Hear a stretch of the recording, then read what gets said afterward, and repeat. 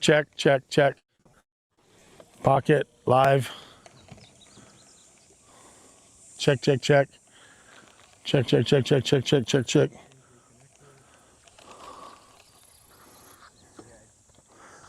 Check, check, check. Check, check, check, check, check. Oh my gosh, I can't believe we lost connection. Check, check, check, check, check. Check, check, check. Are we back live? Are we back live? YouTube live, sorry about that, everybody. It's like the wild, wild west of the technological advances that we're trying to do here. So we're YouTube and Facebook live. I think we're live. I don't know. I'm guessing we're live. Yeah, you missed it. I caught 3 6-pounders while you guys were gone. 3 6-pounders, just like that. Don't laugh, Patrick. Yeah, 3 6-pounders in just that short a period of time. Boy, you guys missed a heck of a show. Crazy life. Absolutely flooded people's backyard. This is so far back in this stuff, but I've seen zero life. I'm looking really hard. What I'm doing right now is I'm looking for bluegill. I'm looking for life, any life. It's clear water. We got beautiful water, but I'm not seeing any life at all. I mean, no life. So I'm moving fast. I'm not going to start flipping. If I start seeing bluegill, I'll start flipping the willows. So if I start seeing a lot of bluegill around the willows and I start seeing life, like a lot of life, then I'll assume, okay, well, we got life. Let's see if the bass are in there with them. I'm like flipping the willows right now. I'm just going to frog real fast. Just open water and everything. And I'm just trying to cover water and I'm looking for life. Came to the very back of the pocket. I'll work my way out of this pocket and I'm having to look through. Let me get my other glasses. Stand by.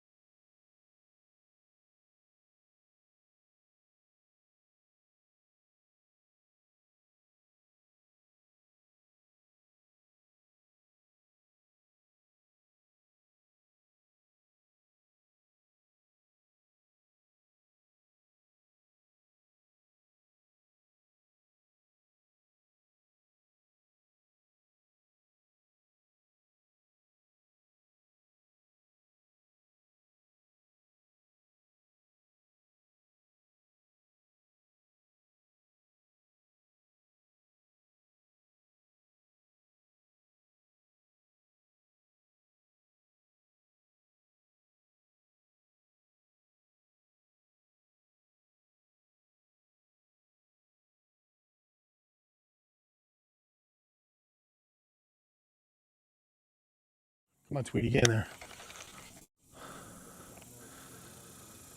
Oh, look at that. See that frog up there? That's Tweety. That's one of Bobby Barrick. Turning Frogs into Toads Network. TFTT Network by Bobby Barrick, the king of frog fishing. If you guys haven't seen him before. But I'm not gonna stay back here very long. I'm just gonna shoot around. I'll make a couple legit casts to some frog water. You can see the rocks here.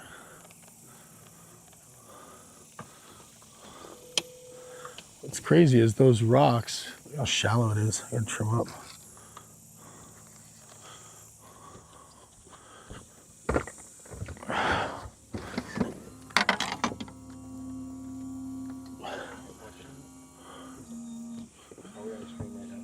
Are we on stream? Are we live? Guys, I had to come up here and trim this motor up because there's these big rocks back here. Again, never been back here. I saw the watercolor look good. I have seen zero of life. I have not made it back here yet. You never try. You just got to push it. But if I'm not seeing anything even fall on my frog,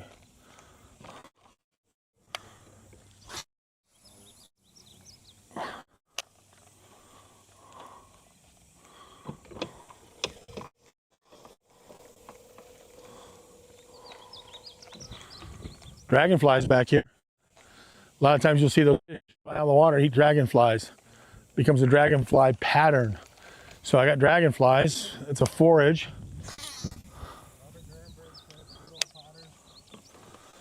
Nope, not potters. We're not in Potter's yet. I went up to Potter's. It's pretty dirty up there, Robert. And Robert thinks, oh, you know what? I think this actually, if I'm not mistaken, Robert, you might be right. This might connect to Potter's, or this might be the original Potter's Creek. The launch ramp is on the other side. So, Robert, I apologize. I stand corrected. This could be the creek, even though it doesn't dump into the Potter's launch ramp. So, I'm not sure. Robert, you're probably way more of a local on this lake than I am. I'm just looking for some life, and I don't see anything yet. No, Jeremy, look at it. I'm not seeing here.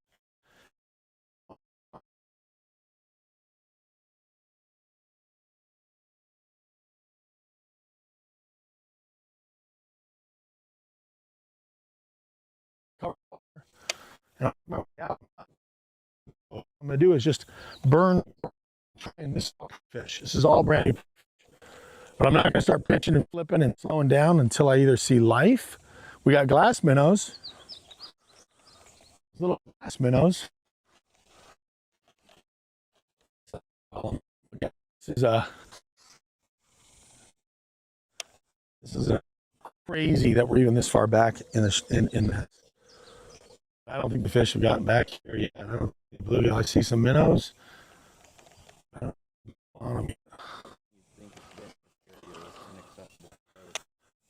This whole area, I mean, it was a dry creek. This is probably a dry creek for a long time. Inaccessible by boat for years. Everything we'd run up the Guadalupe River. It's been years since boats can do it. I mean, long time, longer than I've ever been coming here. I don't know the last time this lake was full like this, and it's over full right now. Like it's over full. It's 30 foot of water on the very places I fish right at the shoreline are in 30 foot of water right now. Look, grass. I mean, it's 35.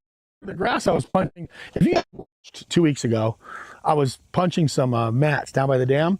35 foot of water. Those mats were, and there's not a sign of grass. Guys, I'm just gonna go a little further up and I'm gonna hightail it out of here quickly because I'm not seeing anything that's exciting me out here. But I'm gonna fish my way out. I'm gonna get out to the outside trees. I just don't see bluegill. Glass minnows, glass minnows, no bluegill.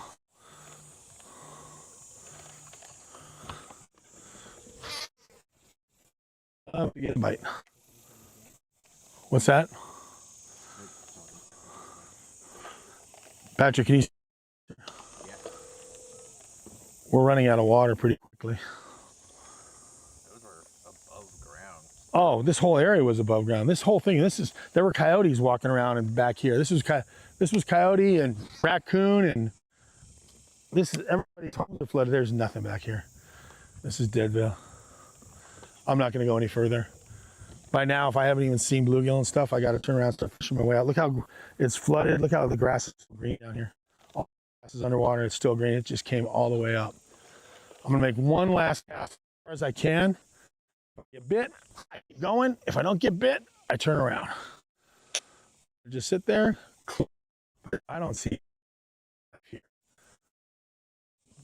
Pretty cool. This creek.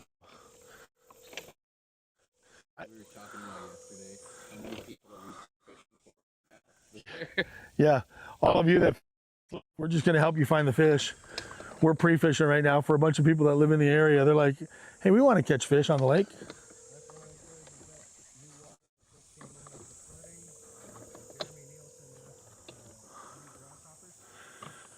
Jeremy, there's grasshoppers and there's a lot of dragonflies, which is a great forage, but there's not even bluegill picking them off. Like I see nothing on the surface. So, and the other question was who? Other question?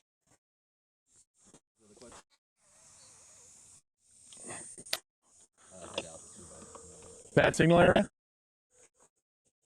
Right.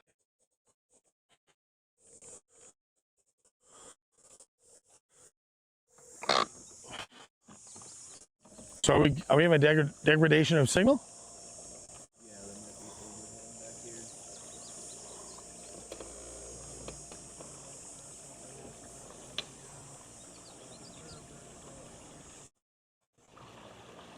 Man, I'm gonna tell you, Robert, the lake will be on fire this fall. That's a fact, Robert. This is gonna be an amazing fall lake. Right now, water temperature is 90 degrees back here. 90-degree water temperature. 90. That's just miserable. 90-degree water temperature in the back of these pockets. Holy, I'm having to navigate these boulders. So I got boulders on both sides. I'm really running out here over brand new boulders. Uncharted water.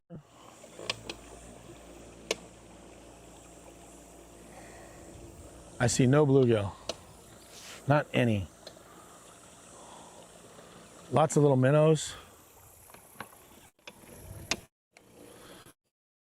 You know what I'm gonna do to cover water even faster? So I'm gonna put this down. I'm gonna put this frog down, and I'm gonna hit it with a. All right, guys. So. Wolf of Walmart says you got the boat in water I'd barely kayak in. Wolf of Walmart. The boat in water you'd barely kayak in. That's funny. That's pretty low water here. So skinny water. I may have to take that front runner hook off of this thing with all this junk in the water. I may have to 86 that thing or wait till I get to clear water for this. Yeah. Okeechobee, SWC, thanks for joining us, man. And Portugal, I hope they reconnected. I mean, we got guys from Portugal joining in. So we're sitting there talking I got a guy from Portugal on the boat with me today, and then I got you. Oh, man. I'll throw this one away until we get to some clear water. I don't think this will work.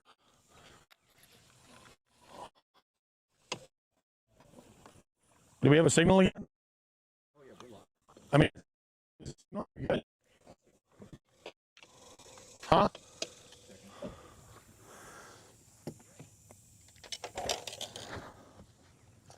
Better? Got some audio clipping. Audio clipping? That's a volume. That's a signal issue? That's a volume. Is that me then? No, he's going to turn down the gain. What's that? You're good right where you are. He's going to turn down the gain. All right, guys, let me go through here.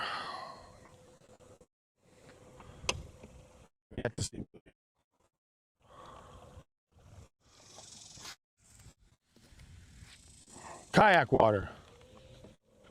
Let's see what we got here.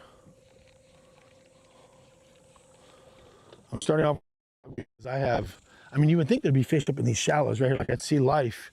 You see that right there? There's all that beautiful water, rock, grass, hard bottom, flooded stuff, perfect for a frog. It really is. This is like ideal frog water.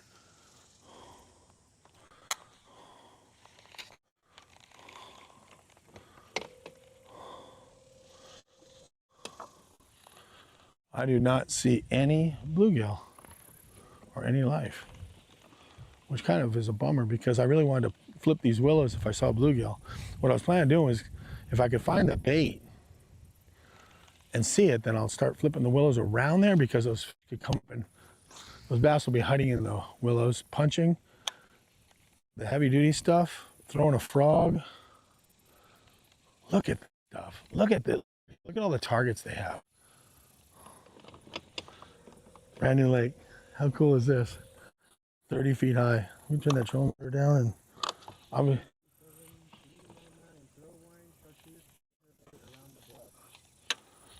I have a spinnerbait tied on, but I don't see any life yet. Wine, chartreuse. I'm not seeing any life yet at all. No shad. I'm going to cover water kind of quickly. I will pick up a spinnerbait and throw it around that brush like you suggested. I don't think I brought it. Look, he mentioned a spinnerbait color I don't have.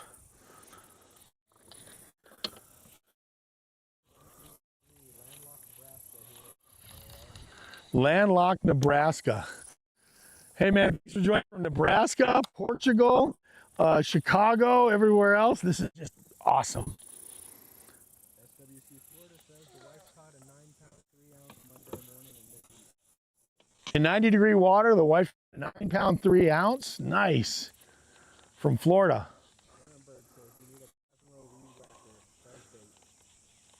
Oh, in a second, if I saw some kind of I have one tied on.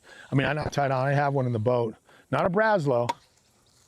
Not a Braslow. I don't have that one. I got the Epic buzzbait, but again, Right now, I'm just gonna throw a frog. I'm gonna throw a spinnerbait as suggested. Trees real quick, good idea. I would throw a buzzbait if I see a little bit of, I wanna see a bluegill chasing those glass minnows.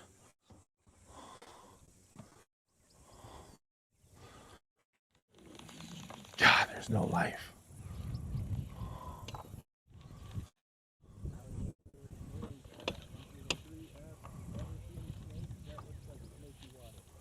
I have seen some snakes, Allie, Boeing.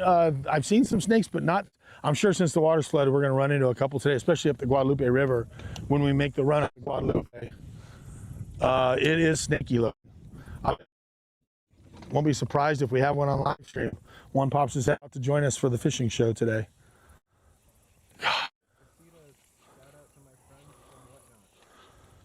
Whatnot. Hey, Sean. What up, man? So one thing I'm gonna tell you, I'm throwing a frog and I'm intentionally not looking at the frog because when you get bit on a frog, you wanna feel the blow up and you wanna see your line moving off. You do not wanna see it blow up on the frog and just jerk it right out of their mouth. So I'm intentionally looking for bait fish, and what I'm doing is I'm throwing this frog out there. I make sure it's in a clear line like that, and I'm gonna sit there and get it out of the tree. Whoop, and I'm just gonna sit there and I'm gonna be looking. And if I hear something blow up on it, I'll let the line go. You look to see if the line's moving. You want to pause. You know they talk about bow to the tarpon. You know, in a tarpon you get bit. You sit there and you bow to it when it jumps. And they talk about kneeling to the tarpon. With this frog bite, you definitely jerk it when they hit it.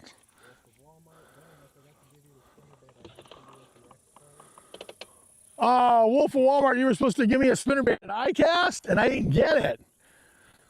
iCast was awesome, and it was there. Wolf of Walmart had iCast. Good stuff. Thanks for joining us, man. It's cool to have you on, hanging out with you, having dinner with Ken at iCast, and then you're joining me today on Canyon Lake, a flooded Canyon Lake, with not a bluegill to be seen just yet back here in this awesome, look at the pocket, look at that stuff. Look at that juicy, juicy, juicy stuff. But here's the thing with frog fishing. You want to hear popping sound. You want to hear life. Bobby Barrick, I swear he taught me everything about frog fishing, and he's the guru of it. You hear that, you know those bluegill popping, eating stuff off the surface, being active. All we have out here is just crickets, dragonflies, and crickets, and glass minnows, and that's all we got back here. So we're not gonna be, Braslow. Wolf of Walmart asked about Braslow. I don't know what Braslow means. Wolf, I'm sorry, I don't know what it means.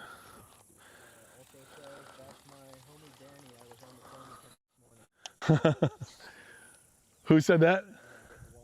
Oh, Wolf of Walmart was hanging out with, yeah, that's Danny. We made a lot of friends at iCast, and oh God. Hi, Scott Van Leer. Shout out to you for joining us on live stream. We are on a lake that is 30 feet high. I am fishing brand new water. I would flip these willows, but I see no signs of life other than dragonflies. And I'm looking for bluegill. I'm looking all around the base of these and the perimeters.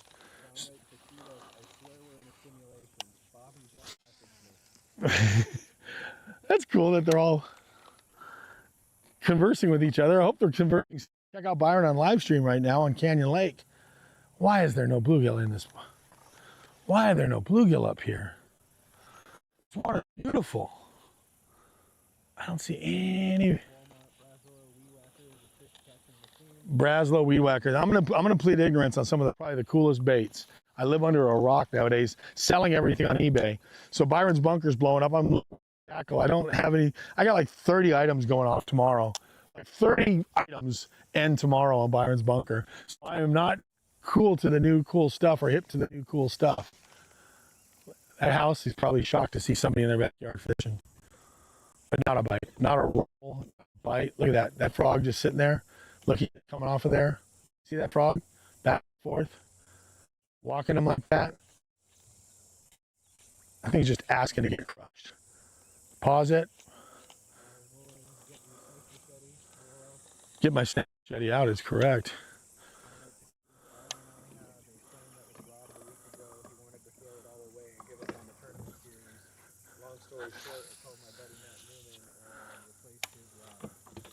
Oh, that's cool. Matt Newman's awesome. Good friend of mine. I think he does iRod iRod rods. Anybody know Matt? Tell him to give a shout out. I like that guy.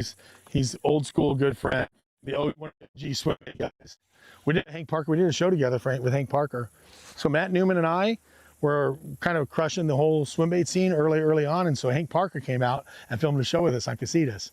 So we were throwing the Huddlestons and some other big baits, and it was me and Newman and Hank Parker together. Pretty epic life story to fish with Matt Newman, Hank Parker. There.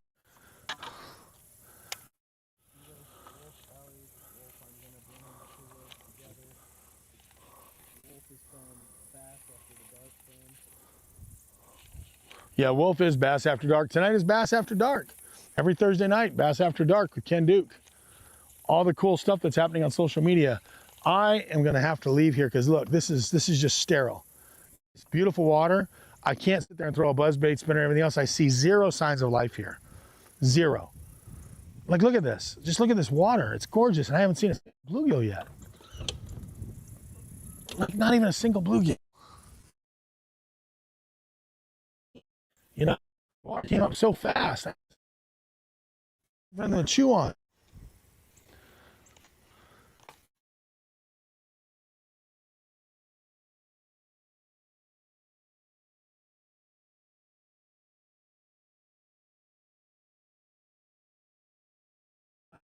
This.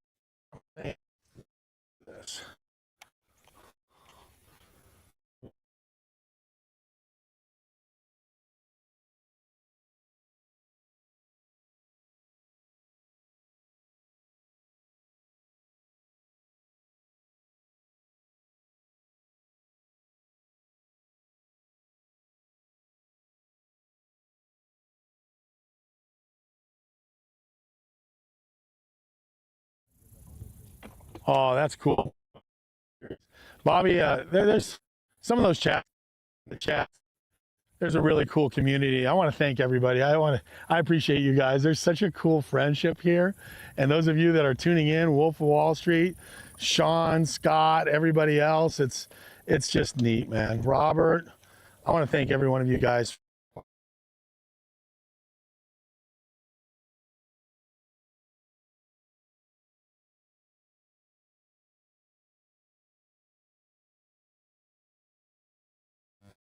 Oh, God. What's that? Dragonflies everywhere. And the bummer is you don't see anything jumping up to get them. Dragonfly pattern is key.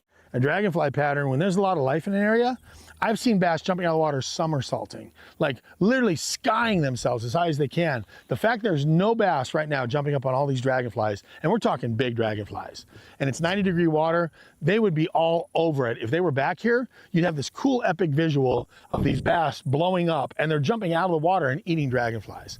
And I've seen it to where they jump out and they come skying back down. It's the coolest pattern. And that's when a buzzbait, by the way, a black buzzbait or a dark buzzbait is key. When you get those dragonflies that are being popped off. Frogs are good too, but boy, a buzzbait, because it's, you know, and it's like a dragonfly in the water. Dark black buzzbait and the dragonfly are popping, it's epic.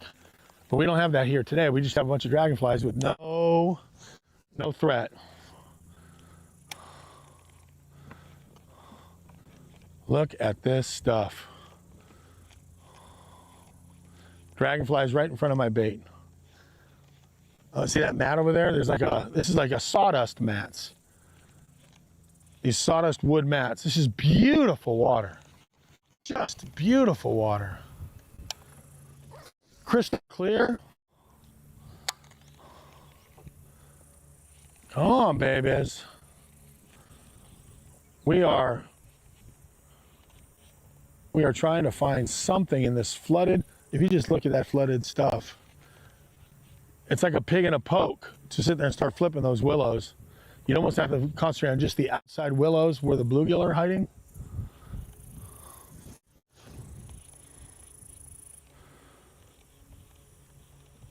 Come on, blast it, blast it, blast it, blast it. Come on, blast it.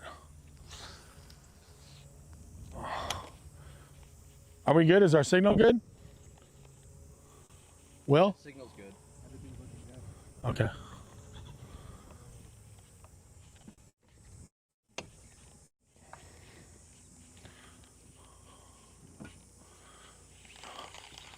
So the thing with the frog is you can cover so much water, and if there's some life back here, put the thing all the way back there in that tree. I'm all the way back there. I'm coming through that tree. And you just pop over that tree. You can't get snagged, so it's completely weedless. But you can see that frog just sitting there. God. Can you see that, Patrick? Yeah. You see him popping along? Mm-hmm. And he's white. I got you the white one, so you can see him real easily. I got 2 colors on today. I kind of alternate back and forth. But see that hard rock up there? Brand new hard rock? Right up there? Boop, boop, boop. That frog, let's pretend a frog just fell off that wood right there. A little lizard, little frog, should go to the edge of that grass right there, that pad, and get blasted right there. And your bite will come right there. Okay, everybody, I'll do a little quick thing since I'm right here. It's a perfect thing to show. The cadence. When you throw a frog, I want you guys to see this. When you throw a frog, like say up in that mat up there, way up in there. Now you're in a bunch of junk up there. So what you're doing is you're twitching it kind of aggressively and you're trying to get it. I'm sorry, I blocked your view with this. Let me do one where it's not blocked so you can see. Okay, right here. You see that? You see the frog? Can you pick it up? Yep. Hold on, it's upside down.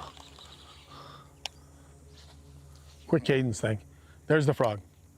See it coming, see it going over the mat? You work it kind of aggressively coming over the mat. So what you're trying to do is trying to get one to come up out of the mat to hit it. So it's an aggressive thing.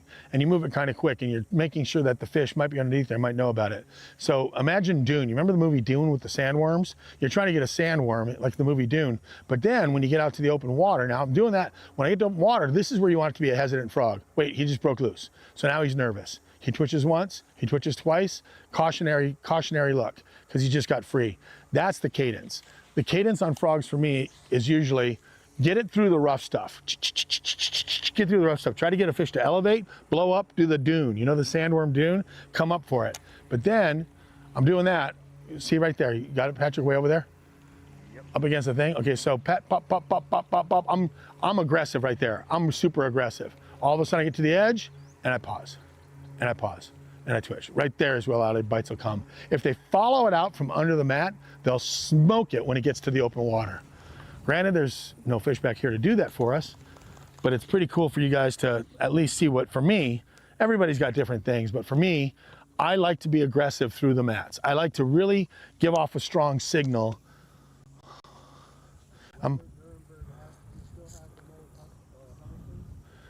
Robert, I still have them.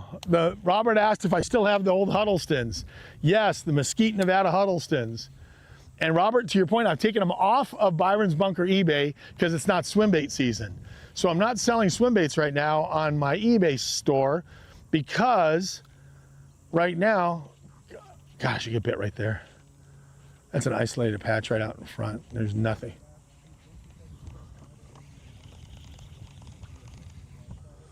Hey, that's a great question. Wolf Walmart, the nitrogen in the soil could be affecting the water quality, but there are some areas that have some bluegill up and some shallows in some shallow areas, but you know, that's a great question. I'll be honest with you, tell you, I don't know enough about nitrogen other than it was something I failed miserably in biology, but it could be that the water's sour, that the water up here is looking pretty, but it's just not conducive to fish yet for whatever reason. A lot of times this vegetation does all kinds of different things, nitrogen or dying vegetation because of the flooded. But now I got open water now, so I'm gonna kind of speed frog my way through those out separated willows right here, this line right here. I'm moving quickly. When I get out to the old lake line, I'm gonna slow down and fish slower. I'm gonna break out some worms, some icas and stuff, and I'm gonna fish deeper because I know the lake line. I'll talk about that in a second, but let me get this bait. I'm sending out the back signal.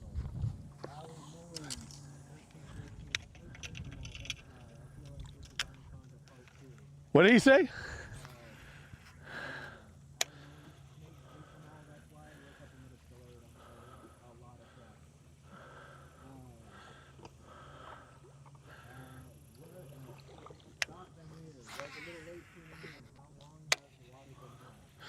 Scott Van Dier and all of you tuning in, the water came up 30 feet last week.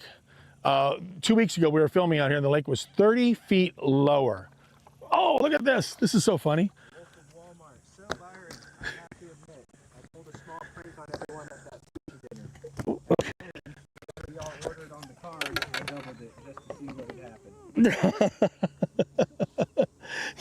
I gotta share this with you. Hey, did we not bring the umbrella today for him? Oh no. See this little guy? He ate shows you there's some life here. He ate the front runner that I talked about, the Byron Buddy. I was throwing this thing and he popped that thing right up in front. And I just sit there and the Byron Buddy captured that one. So what the deal is here, necessity was the mother of invention. This thing slides up and down the line. We called it the Byron's Buddy. Some of us, the group, decided we should have a name for this. So what it looks like that thing is chasing, and that fish came up and dialed into the Byron Buddy in front of it.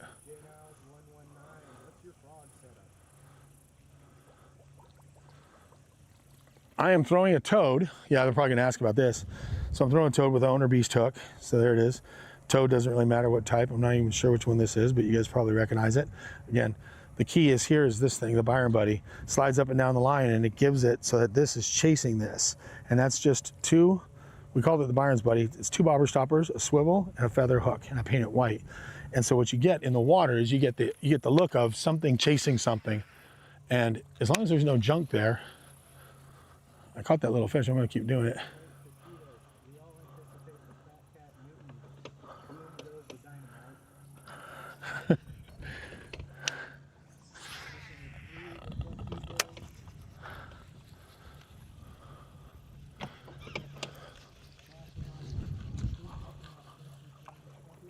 It doesn't seem like the fish, I mean, I got that little baby bass right there, but so far I haven't seen the fish, and I'm gonna keep going through here. I'm gonna fish all of this.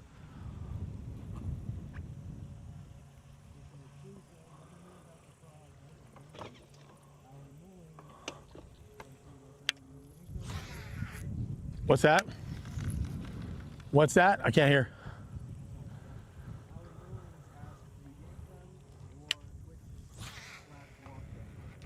The frog, I twitch it and I like to walk it. I like to walk the frog.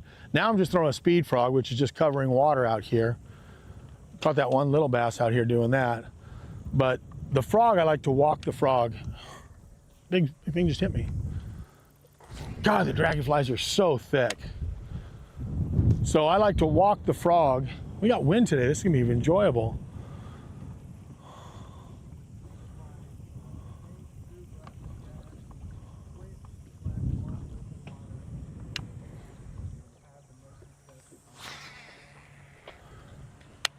Man, I'm enjoying the comments.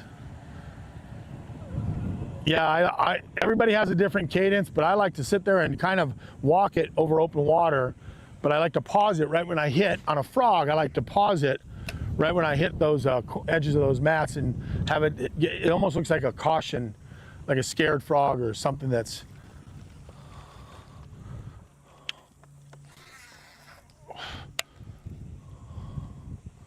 I'm gonna go, look at this guy up here. He's got his boat. You know how long it's been since he had his boat in his backyard?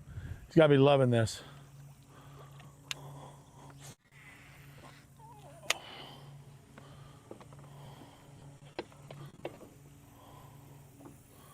All right.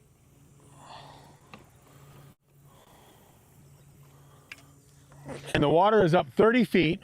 To answer the question, the water came up 30 feet last week while we were at ICAST. They had so much water, it's still pouring down the Guadalupe. Pouring down the Guadalupe. We're gonna go up and explore the Guadalupe in a little bit, just to see if those fish are up there. I'm not sure if we're gonna lose a signal. We may have to come back down depending on how and the live stream. I want you guys to stay with me. So if we lose a signal on the drive up the Guadalupe, we'll turn around and come back down because I don't need to go fish. I want to keep you guys connected. We're gonna go through a giant wood flotilla all the way across the lake. I mean, coolers and trash cans and tennis balls, and it's pretty crazy visual. And it's where you guys have to see this. If nothing else, you're going for a boat ride with me today, and you're going up into the craziness of the Guadalupe River because we can. Because the lake came up 30 feet at Canyon Lake. It's over full pool right now. It's over full pool. They have the gates open. The lake is flowing out there. There's mud all the way to the dam. The water down by the dam is not clear. It's muddy. And the reason it's muddy is all that river water is just flowing down this lake. So any of these, like this one here, any of these back pockets are way, way more protected and not in the flow of the mud. And right now I'm working this top water because we got that ripple. And if we didn't have a ripple, I wouldn't be doing this. But I'm throwing that frog and he's got that little teaser in front of it. And those fish will come up and look at that frog and then eat that little teaser right there. See that? You got that, Patrick? Cool.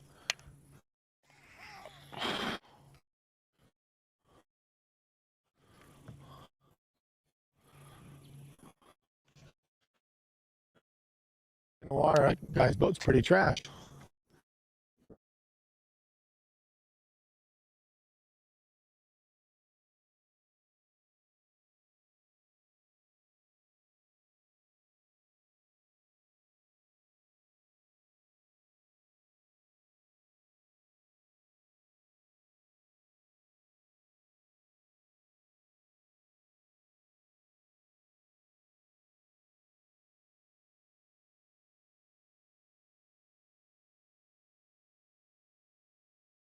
At high speeds. This is a lot of fun. You see how that thing's just kicking water right there? And that little bait's sitting right in front of it. When they come up to look at it, either one of them, or both. Since we started doing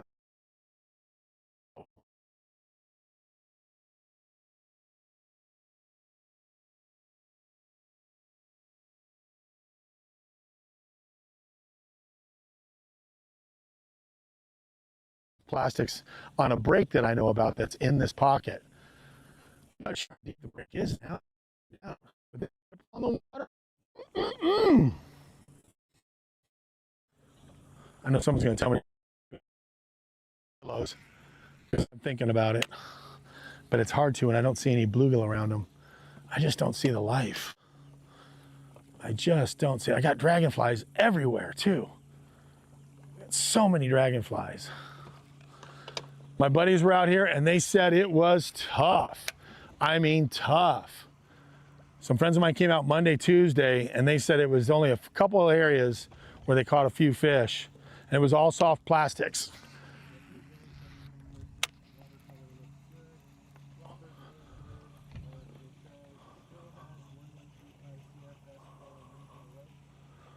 There's a lot flowing into the lake. Yes, Robert. Robert Nuremberg, there is a ton. And yes, the watercolor looks good, but we're not seeing the life in here, the bluegill that we want to see. I can look down and see that. And to Wolf of Wall Street's comment, you know, who knows what the nitrogen problem is or the dying vegetation is or what might make these fish not love this flooded stuff. But several of my friends that fish this lake were like, God, dude, I'm fishing those shallows and I'm not catching them. And it's a matter of time before they come to it, I would imagine, but I figured I'd start in the back of this one because I had heard a report that there were bluegill back here, tons of bluegill, but they're not up here yet. Maybe they're gonna come up later in the day. I'm not seeing any bluegill.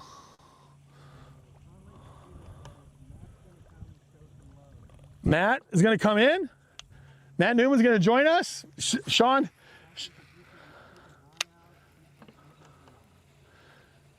Patrick, well, Will's reading all the things today, but Matt Newman's going to join us.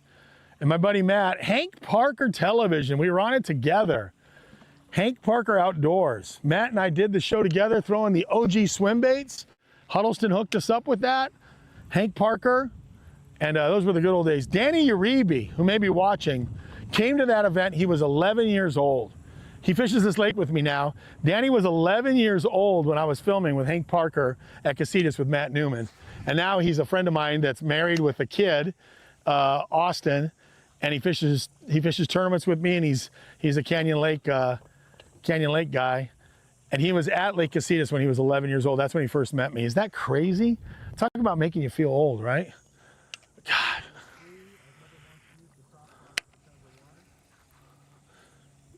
Yeah, this is a good way. If there's dragonflies up, one of the strong reasons I'm doing, there's so much up. I'll throw a frog, but I'm covering water with this because I'm able to burn it. The ripple's perfect. The dragonflies are up, and that really does get the fish looking up a lot. Those dragonflies, if they're around, man, I'd throw this or a buzz bait. I'm digging this right about now. Problem is, the fish are not digging.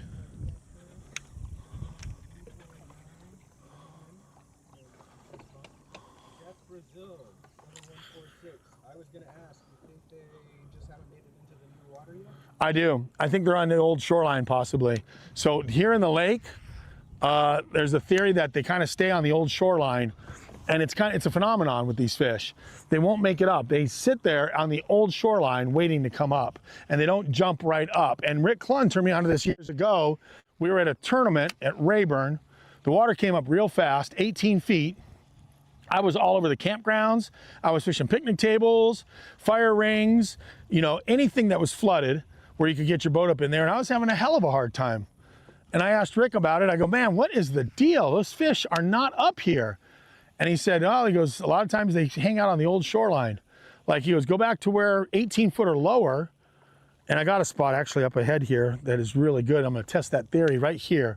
Right up there, I have an area that I wanna slow down and fish what I call the old shoreline, which is where those fish used to kind of hang heavily. As I'm up in this shallow stuff that we're in together, before we run up the river, I don't wanna waste a lot of time, so I only got 3 hours together. So I don't wanna die back here. And my gosh, that one little bass was a fluke. I'm not gonna start flipping these willows unless I saw bluegill. Here's an example. If I could see bluegill swimming around and darting around, and I saw life in these willows right here, flooded, 30 foot of water came up in a week. 30 foot in a week. These fish may still be out there. Those fish may still be out there because I'm not seeing life. I'm not seeing anything. And I appreciate all the comments, by the way. Keep them coming.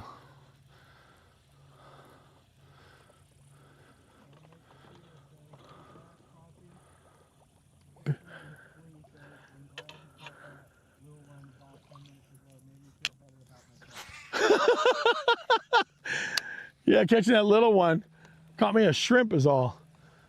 But I'm gonna get out here and fish this outside line real quick. There's a ledge, there's a hard ledge. There's a hard river swing on this side, on the right side. And that's gonna be worth really spending some time on. At least dragging a soft plastic around, fishing what I call the old lake line, because we are up in the flooded stuff right now. And I don't see it. I should be getting blasted if there was a fish up there because of the wind and the dragonflies. No dice. Let me go over here real quick. We ran up and all through this. Guys, we're gonna go up the Colorado. We're gonna go up the Colorado. We're gonna go up the Guadalupe River in just a bit. You guys are in for a treat if you're staying with us. You want to watch this because getting up the river is pretty cool. It's a good visual. Like yesterday, we were just looking at watercolor and the flotilla of wood that when we go out around this pocket, out into the main river, to the main lake, and we start going up the Guadalupe, the mouth of the Guadalupe, whew, no bueno.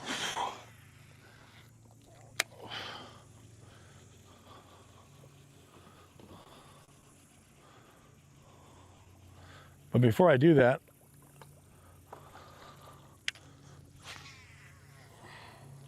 come on, fish.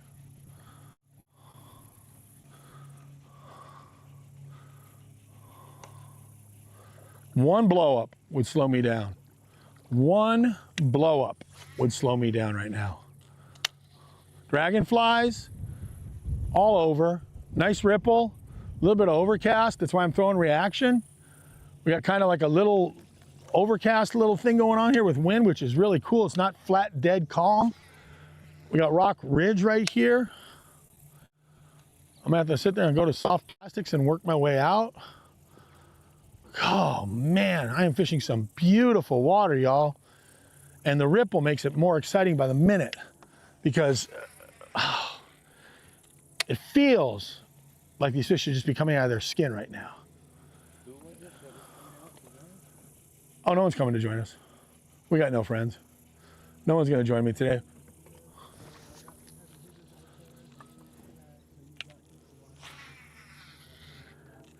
Hey guys, thanks for watching. If you can't chat, it's really cool. We're interactive. I did a bunch of outdoor programming, never was able to take you guys for a boat ride and talk to you. So we can sit there and if I get on something, I'm gonna be able to explain it and you guys can ask questions about it. Kind of like the little Byron Buddy, the little teaser in front that slides up and down the line. If I hook a big one here, a big one will come up and grab this. Once you have two of them on, this thing slides up and down the line. Look, I can move it all up and down. And then they'll come together and they don't fight as much. It's almost like they caught in grass. So I can move that and adjust it. And I called it the Byron Buddy, but it was out of necessity from the US Open.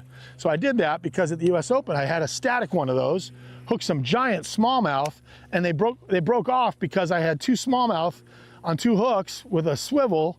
I'm like, I can't have the swivel. It doesn't work. I gotta make it slide up and down the line so these fish can't go 2 different directions and break my whole rig apart. I lost the spy bait, I lost the swivel, the hook, I lost a 3 and a 4, a 4 and a 5, whatever the heck they were, these big old brownies. So now I got the Byron Buddy little thing, and I know a lot of you guys have been watching, have seen it, but I really would like to show it in action if I could get bit on this gorgeous water right here. And this is a hard edge. This,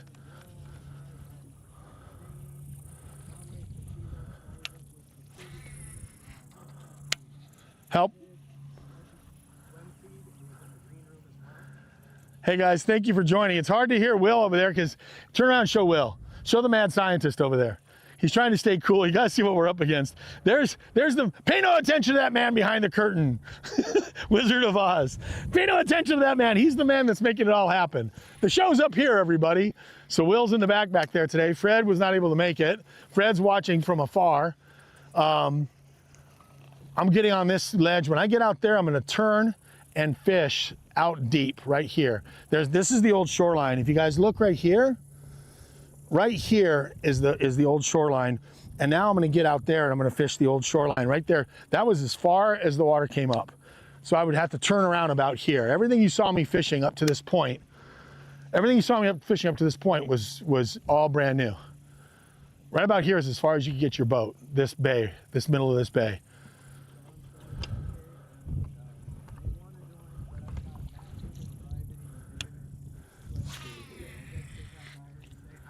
Shout out to my buddy Matt Newman. Matt Newman does iRod. Does he still? I think he still has the rod company, iRod Rods, and he's the coolest dude, man. Thanks, Matt, for joining. Matt, it's cool to have you out here. Interactive live streaming. You and I did Hank Parker's swim bait show together, like I've been telling people. We had an old school swim bait show with Hank and Huddleston's on Casitas. Danny Uribe's watching. He was 11 years old when we were at that thing. He just came to meet us and say hi. And now he fishes tournaments and has a kid, Camber's age. His boy Austin is Camber's age. And he's probably watching too. So it's just a big party, a bunch of friends. And so far we're not getting...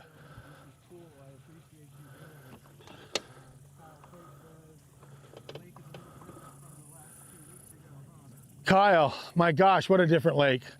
30-foot water over it.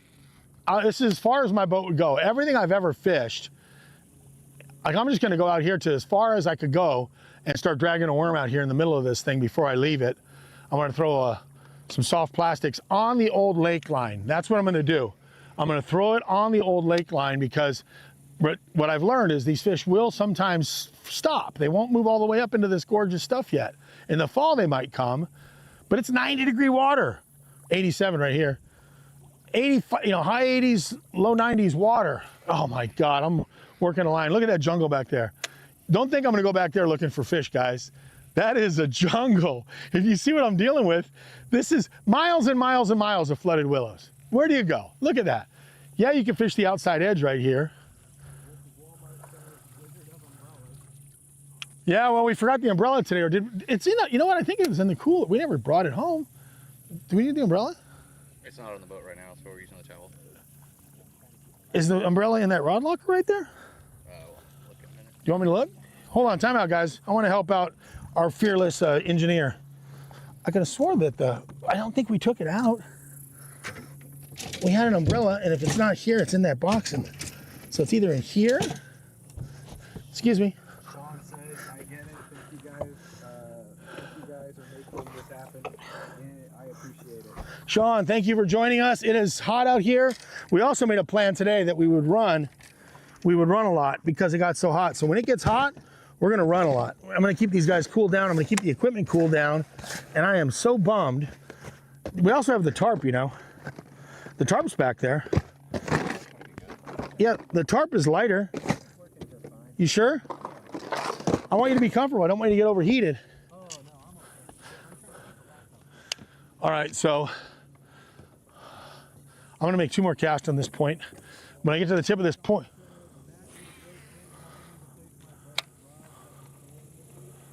Hey, Sean, that's really cool that Matt Newman replaced your buddy's rods. Guy got his rod stolen, and Matt is the kind of guy that if he hears you have bad luck and your rods are stolen, he owns a rod company and he's just gonna hook you up. So shout out to iRod Rods and my buddy Matt. Hey Matt, I'm coming out bluefin tuna fishing next week with my daughter. We're gonna be there in Southern California. We're gonna go out and chase bluefin and stuff. Next week, we go out there to California to go visit my mom. Guys, look at this. Just look at this. See, now we're getting into the bluegill. You see the bluegill right there? There's some bluegill right there. We got into some bluegill right here.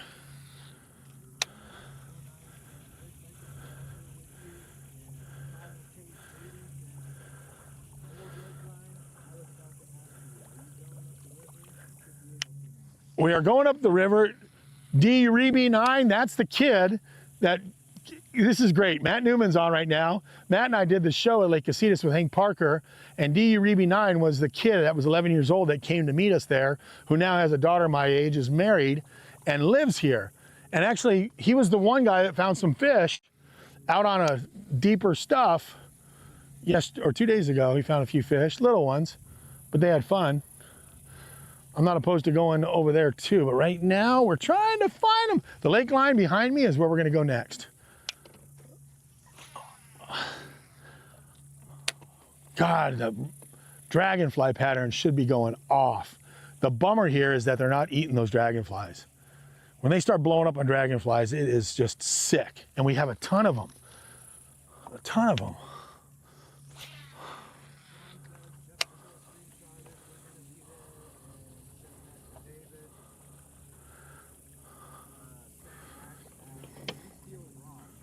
Who's what?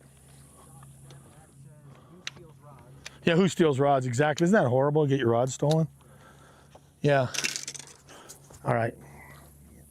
Pardon me, I gotta jump down there and get in the magic box. I wanna try fishing a little bit deeper. I'm backing off, guys. What I did was I just fished all that flooded stuff.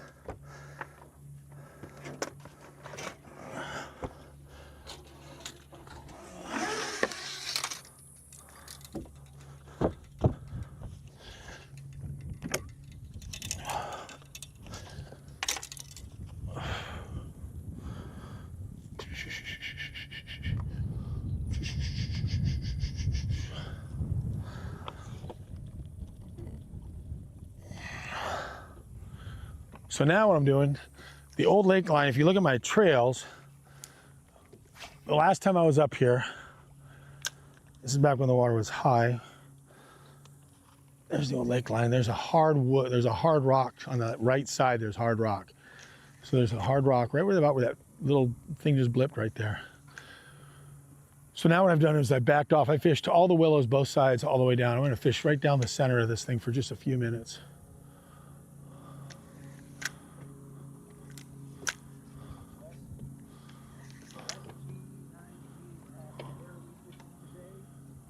West G9G, thanks for joining us. I'll reset us. We are at Canyon Lake. We are at a whole different Canyon Lake. We're on Canyon Lake, South Texas. Had a ton of rain. Had an absolute ton of rain. And you sure San Antonio got flooded. Bass Pro Shop got hit by a tornado along with the movie theater there. Just a crazy storm while we were at ICAST. Lake has come up 30 feet. 30 feet this lake came up. So now we're fishing a lake that is totally new. Same lake, but every one of my waypoints, 30 to 35 feet deeper for all the good stuff I was fishing. So now I'm just fishing out, I'm fishing the old shoreline right here. I'm gonna try, we're in 20 foot right here. I'm gonna try to creep along. Let me do that sink out because of the wind. Sam replied to Sam, either thieves that happen to fish or fishermen that happen to feed.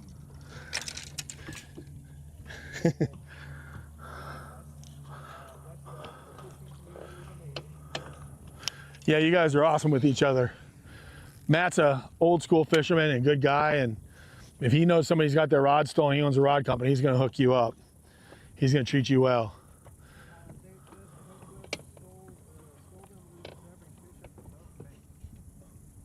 Yeah, it's messed up when fishing tackle getting stolen is so not cool. I had it happen.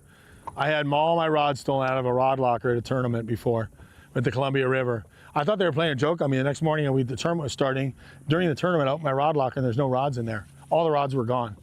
And I looked around because I thought somebody had taken my rods out. And it was like a joke among my friends. So I'm waiting for somebody to mess with me. Brad Height, John Murray, Aaron, Skeet.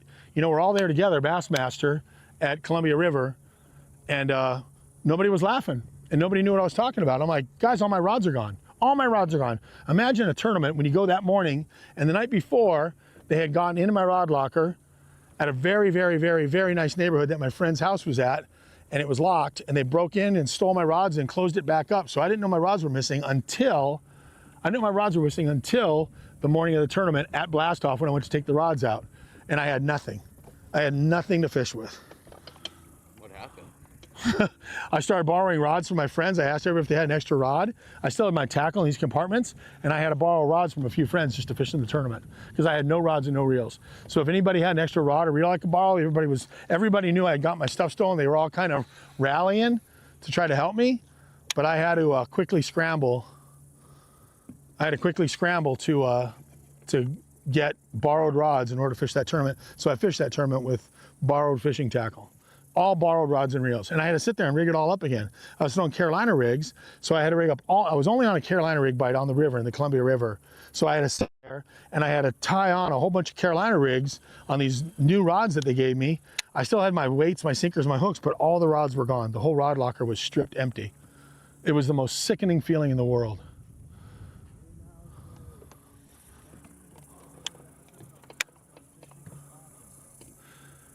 Matt Newman and Paul Bailey stoked on fishing. Tell you what, guys, if you're missing it, if you haven't seen Paul Bailey and Matt Newman's swim bait stuff, the OGs, back in the day when swim baits were real primitive and we were just starting out. You know, I won my first swim bait tournament 26 years ago. 26 years ago. In 2000, I won my first swim bait tournament at Clear Lake. Hard to believe that was 26 years ago. 26 years ago.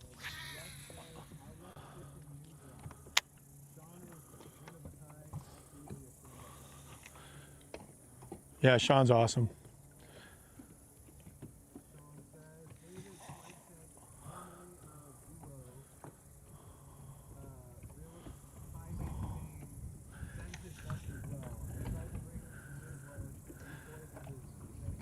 Guys, thanks for joining. If you're just checking in, I appreciate you just watching, being a fly on the wall. You don't need to comment, but I'm out here fishing the old line right now. There's a break right here. There's a rock, break, and grass right here.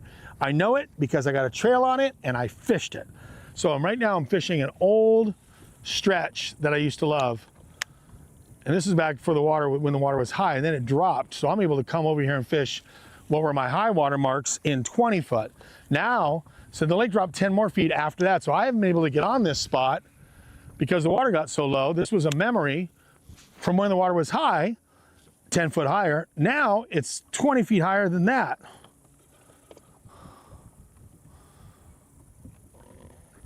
$12.20. We got to run up the river. Is it $12.20 already? Is that right?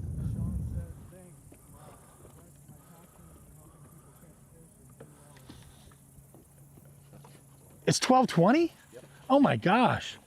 Guys, time is flying. We've been live for an hour and I haven't caught a bass except for that little one. And I'm over here telling you guys about going up the river. 3 hours is not enough time. We got to go. All right, I'm going to 12:20. 12:30, we're leaving. All right, set the clock, everybody. It's 12:20 right now. 12:30, we're going to bounce. Unless a 3-pounder slows me down. But I'm sitting on the old lake line right here. Off of that, all those willows, all that flooded stuff. Not a lot of life. I'm throwing right down the gut of this thing. And there's rocks out here. I know this place real well. There's rocks out here. There was grass out here. There were these rock hump islands. This place was pretty sick. And we got that breeze blowing. So this is going to be interesting to see how the wind is blowing the big flotilla down. Y'all are going with me on a boat ride here. And we're leaving at 12:20 to go up the river. 12:20 going up the river. We're going to do the river for an hour. Up the river, we're going way up the river. We're gonna do 1 hour, and then we're gonna come down and we're gonna hit one guy who's watching. We might hit his spot where he swears there's fish, which I don't know because we haven't fished it.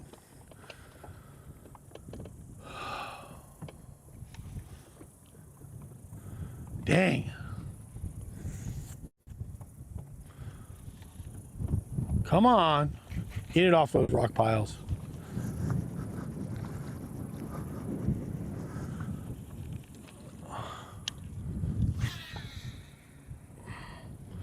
12:20 we leave, 12:21. I got 9 minutes to catch a bass.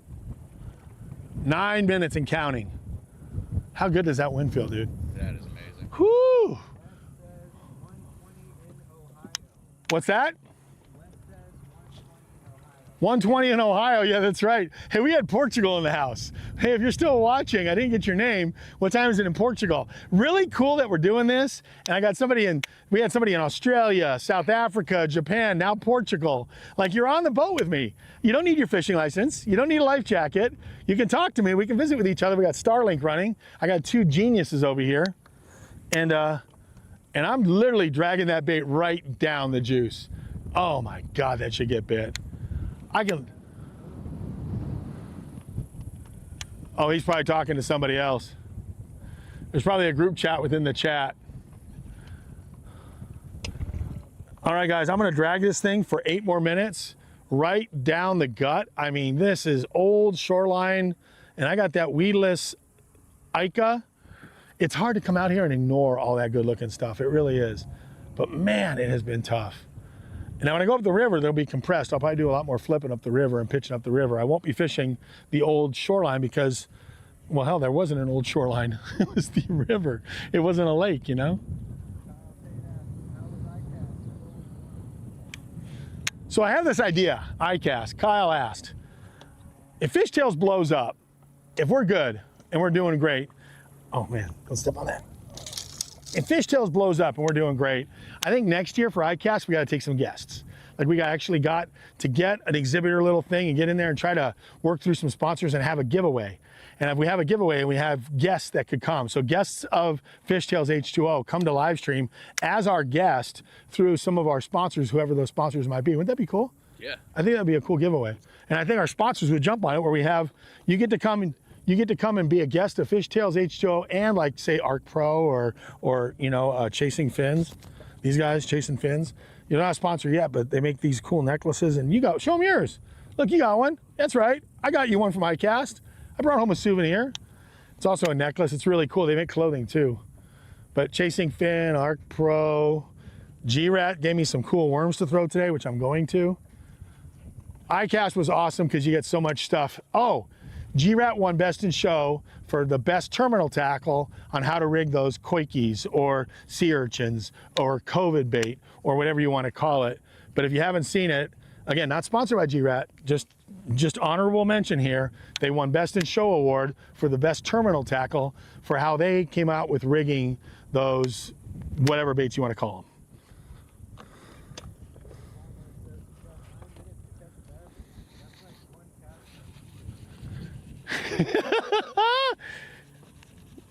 You know what it would be like to throw a Carolina rig out here right now would be like going through all of this. You got so much flooded stuff down there. Like, this is all grass, and I'm actually riding above it with this bait. So I can pop this out, I can feel if there's anything on it and drop it back down. With a sea rig, sometimes you're crunching along and you actually have the grass stuck on your stuff and you can't feel it. So this way I can feel that thing making contact with the bottom, and I'm just popping it along, and it looks like a little crawdad or a little something darting up off the bottom. Don says, y'all are welcome to message me and I'll give you a nice little discount for being part of Byron's community for a guide. Oh, there you go, Sean. If anybody sees his stuff, Sean's been buying stuff on Byron's Bunker. I think I owe Sean a autographed pose crankbait I need to send him. And he wants to buy some other cool stuff.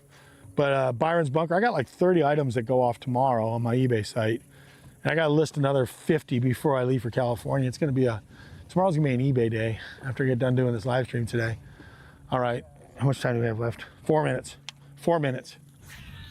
Like the new JDM frog where the eye is pointing upwards. It was at ICAST last week. I did not see the new JDM frog where the eye is pointing upwards. That's a great idea, but I didn't see it. I missed a lot probably. That sounds pretty cool, and I wish I had more time to go check out all the cool stuff that was there.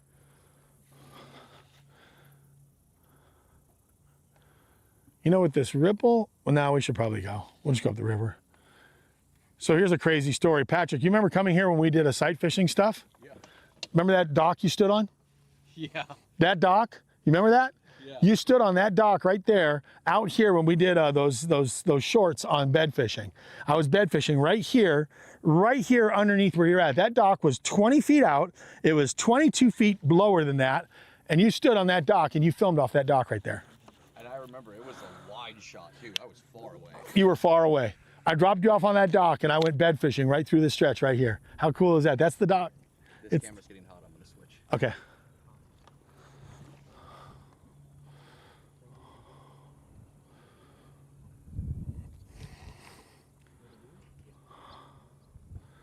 Oh, you know what I forgot to do? I'm not TikToking. Yeah, that's true. Do I need to? I don't think so. Not. We got one live stream on there today already. We can if you want, but I don't think we need it. Hold on. Hold on, everybody. Let me check my phone.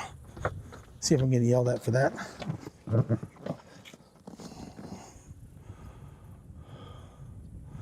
Kyle Tate said, core tackle dice rig is great option for rigging those koosh balls too. Console's broken. I switched to rear. Just stay on rear.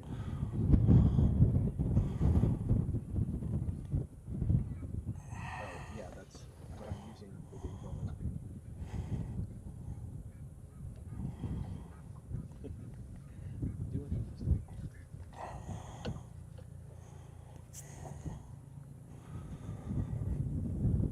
Hold on, everybody. I'm trying to figure out if we should. I think maybe we should TikTok when we go up. Well, I can't do it when I'm running. I have everything kind of pulled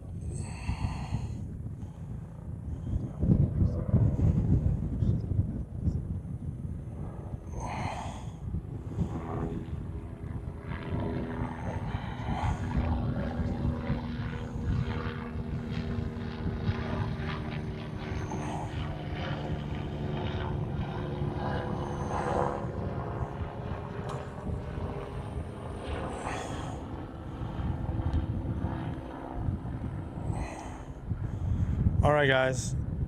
I think it's time we make the move. All right, hold on.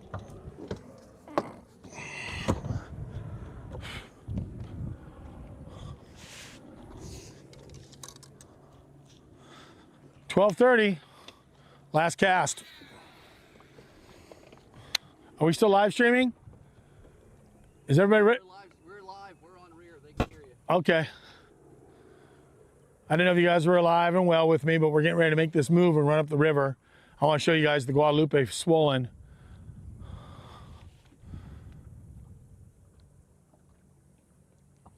Come on, fish. Be here. Be on that old shoreline right there.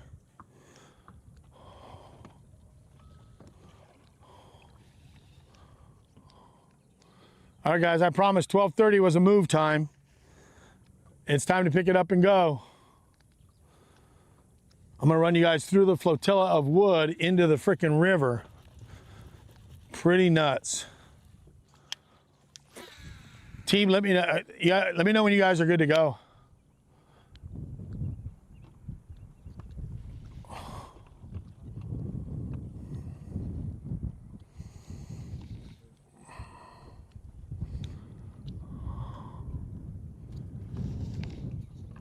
Did we lose something, Patrick? No, we're on rear right now. They're just changing the camera settings. Okay, when we're all done, let me know and I'll leave. Yep.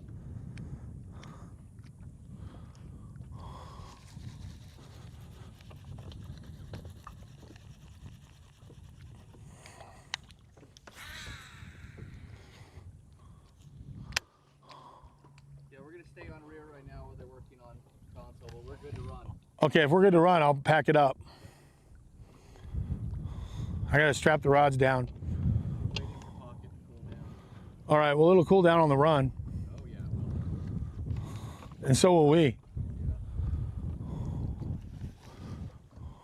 best view for runs anyway. Yeah, for what we're gonna do going into the flotilla and all that, having to get through all that wood, because we gotta go through that big giant, I mean, all the way across the lake. That wood is so bad. Oh yeah. Yeah, today's gonna be a lot of rear camera. Yeah, it will be, especially where we're going now.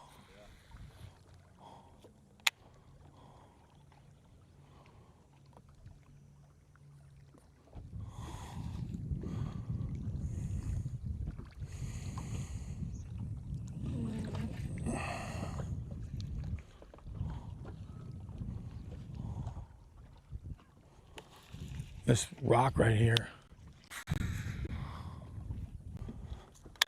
I mean, it is a rock cliff right there. That is a rock cliff, old shoreline. I know I said 12:30. I'm just like so unbelievably. But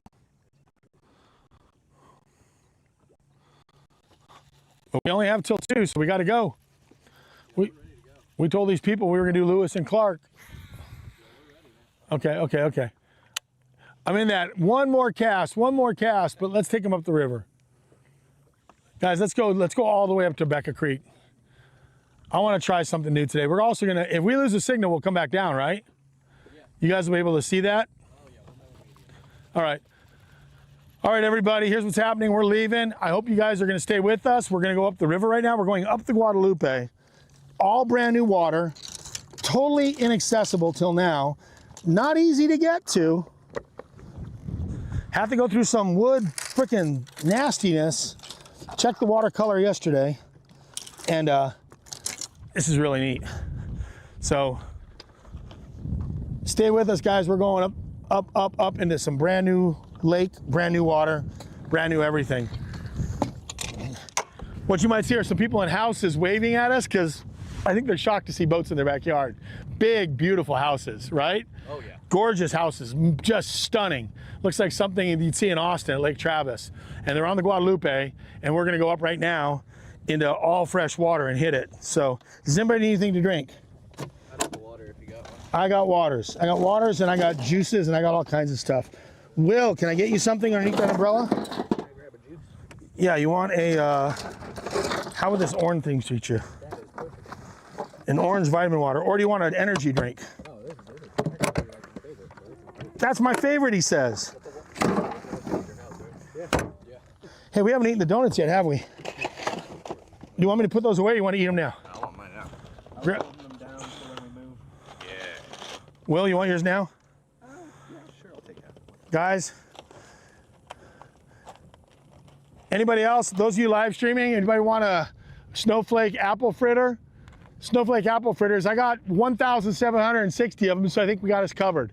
I got everybody covered because we got 1,160 of them. All right, let's go. Let's bounce. I'm gonna put the apple fritters away. We're gonna drive. You guys can eat your fritters while we run.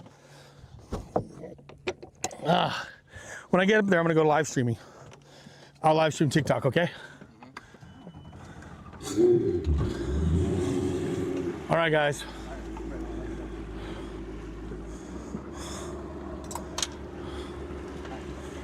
You guys have a signal the whole way, right? Yeah.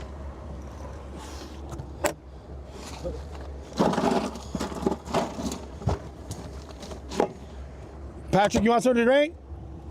I got my water. Okay. Oh yeah, that's right. Will, you got an orange juice. You're good. All right. Can everybody still hear me? Which camera are we on? We're on rear. We're gonna stay on rear while we run. But yeah, they can hear you.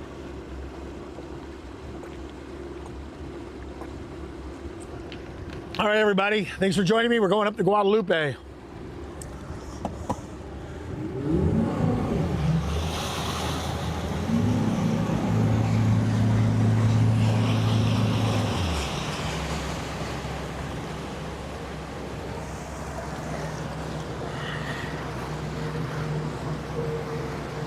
All right, here we go.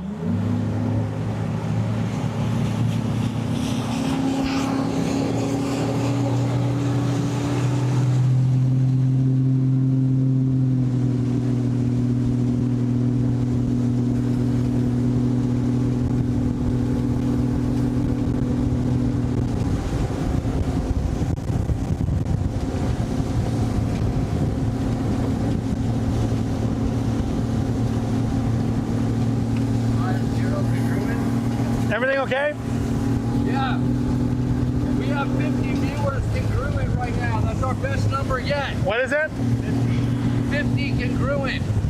That's the best number we've ever had. Really? Yeah. We're not even halfway through. Wow. The show is growing rapidly.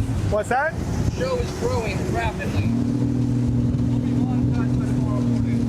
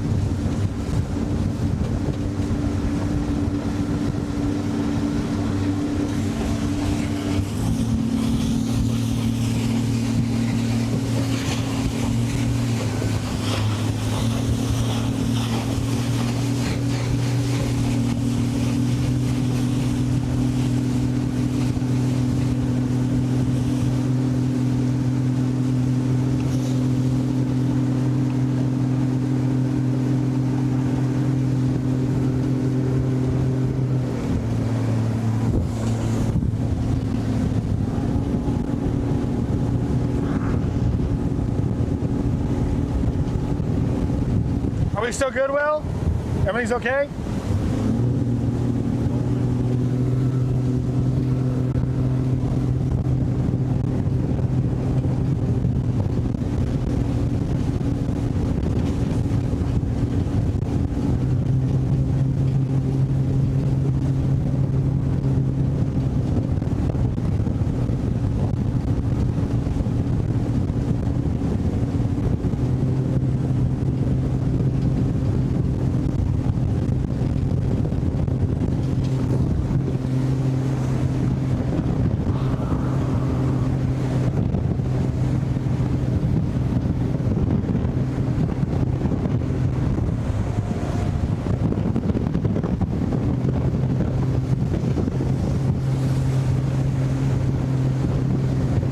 Look at that color change in that water. That water just turned shitty. Now I gotta start dodging these wood.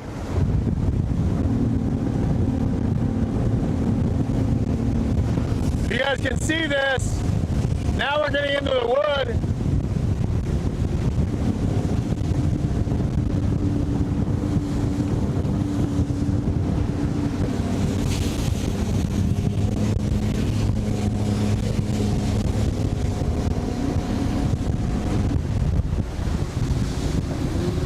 What I'm doing is slowing down so the prop is real low in the water. So if I hit anything of that soft wood,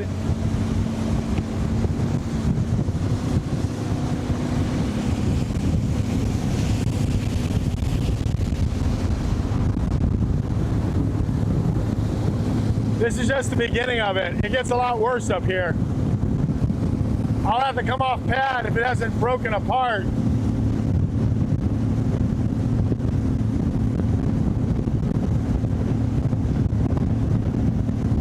This is why I don't like having a hot foot. This is the reason I like running without a hot foot, is I can sit up here and I can kind of look.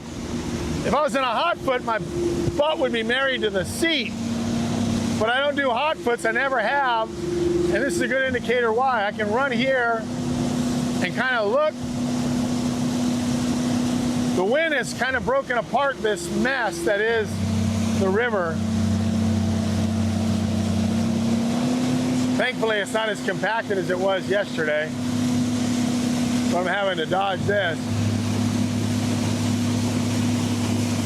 Look at this mess.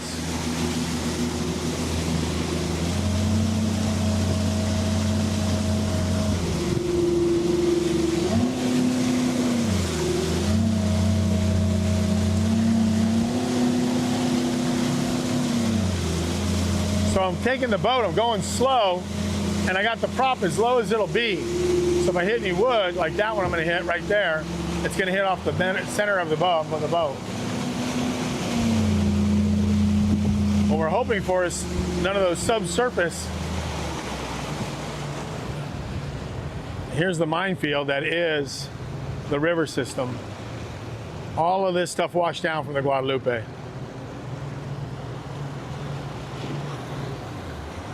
We still got stream? Everything's good? Y'all are with me as we cut through all of this? This was packed a lot tighter yesterday. Yeah, it was. It's spread out because of that wind. Remember yesterday, Patrick? It was like ice station zebra. Yeah. We were like cutting through this thing like we were up in the Antarctic cutting through ice. But it's kind of broken apart. There's that tree you were standing on right over there. Is that it? There's the tree. So yesterday, Patrick, in the middle of the lake, Patrick wanted to shoot some stuff, so he got off on that tree right there, which was on the opposite side. You guys can see that. That's the big tree you stood on yesterday.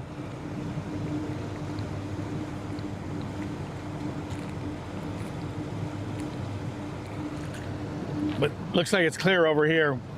It's way worse over there by Potter's. So I'm gonna come over here, I'm gonna get back on pad. And what I'm looking for, the water's clear enough that I can at least see a subsurface big trees. But that thing drifted all the way over from the other side.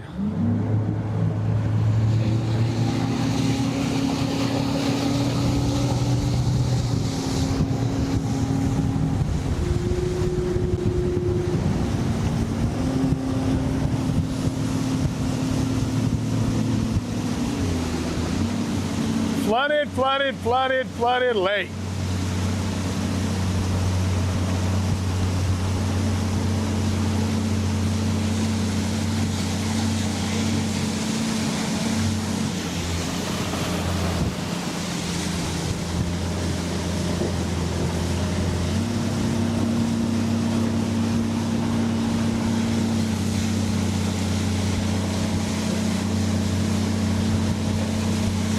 Trying to run slow. I'm trying to hold that prop down deep in the bottom of the transom, almost protecting it from the floaters. And once I get through this, it opens back up. It's not like this all the way upriver. It's only like this right in this area.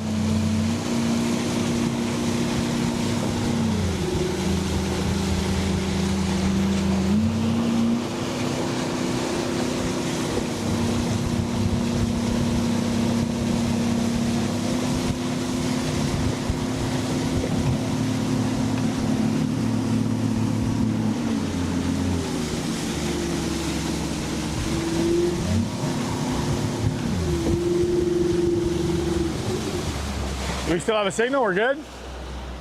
Everything good? Entire run. What? The entire run we're good? We're gonna keep on going. I think those of you that got this really cool camera, you can see, look at the size of this stuff, man. Woo! When I slow down is when I start thumping this stuff because my prop isn't so low in the water. It's better off to actually run this the way I'm doing it, but we're almost to the end of it now, everybody, and we're gonna be able to run a lot better once we get through this flotilla. There were coolers out here yesterday, trash cans out here yesterday, logs out here yesterday.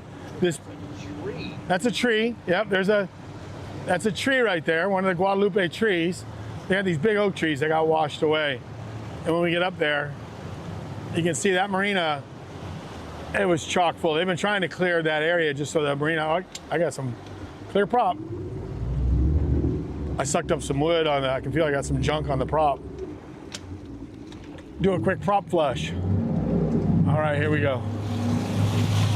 Look at that tree right there. That one's sitting mostly submerged.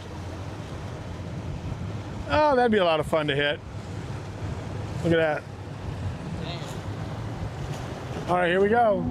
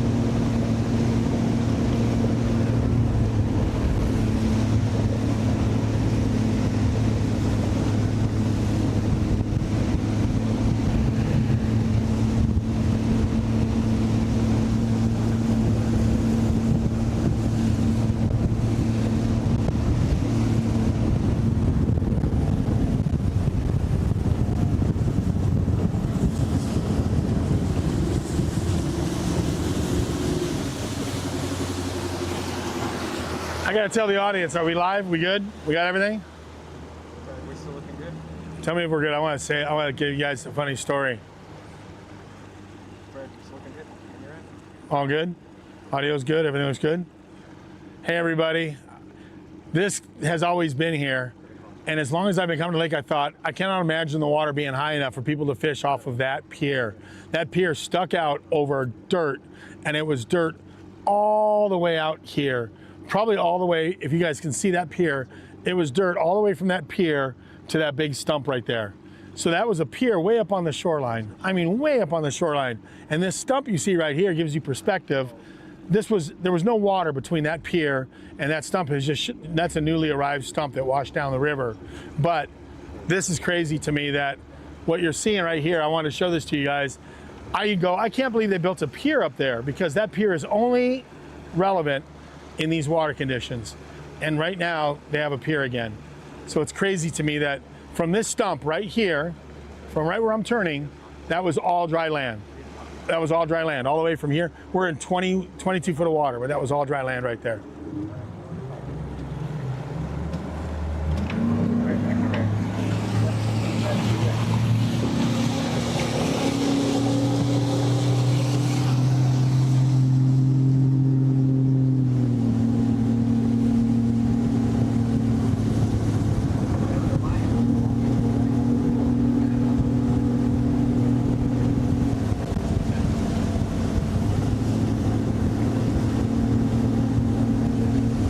Oh man, there's a bunch of new wood over here.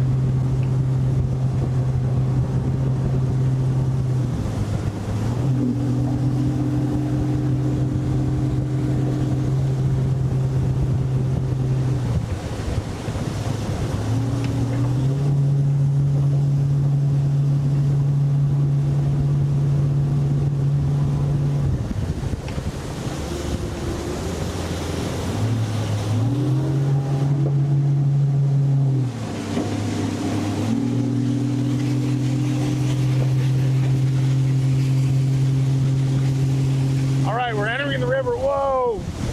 Woo! Almost hit that one.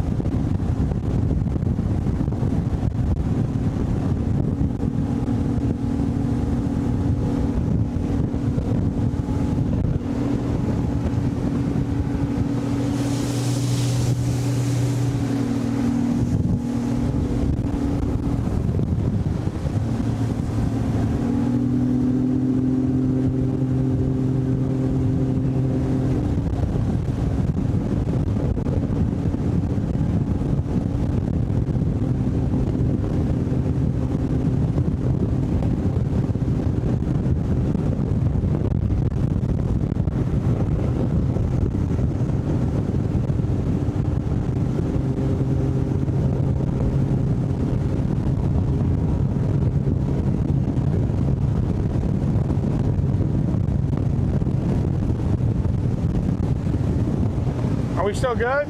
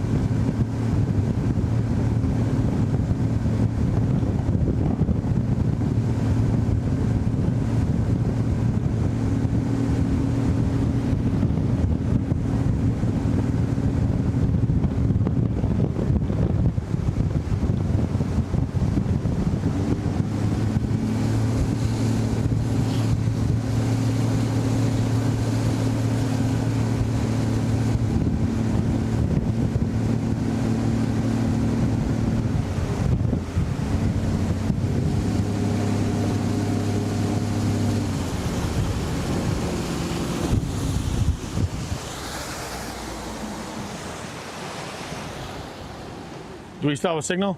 We are gorgeous. It has been smooth the entire way. Everything's good? Everything is beautiful. Could not be better. What's that?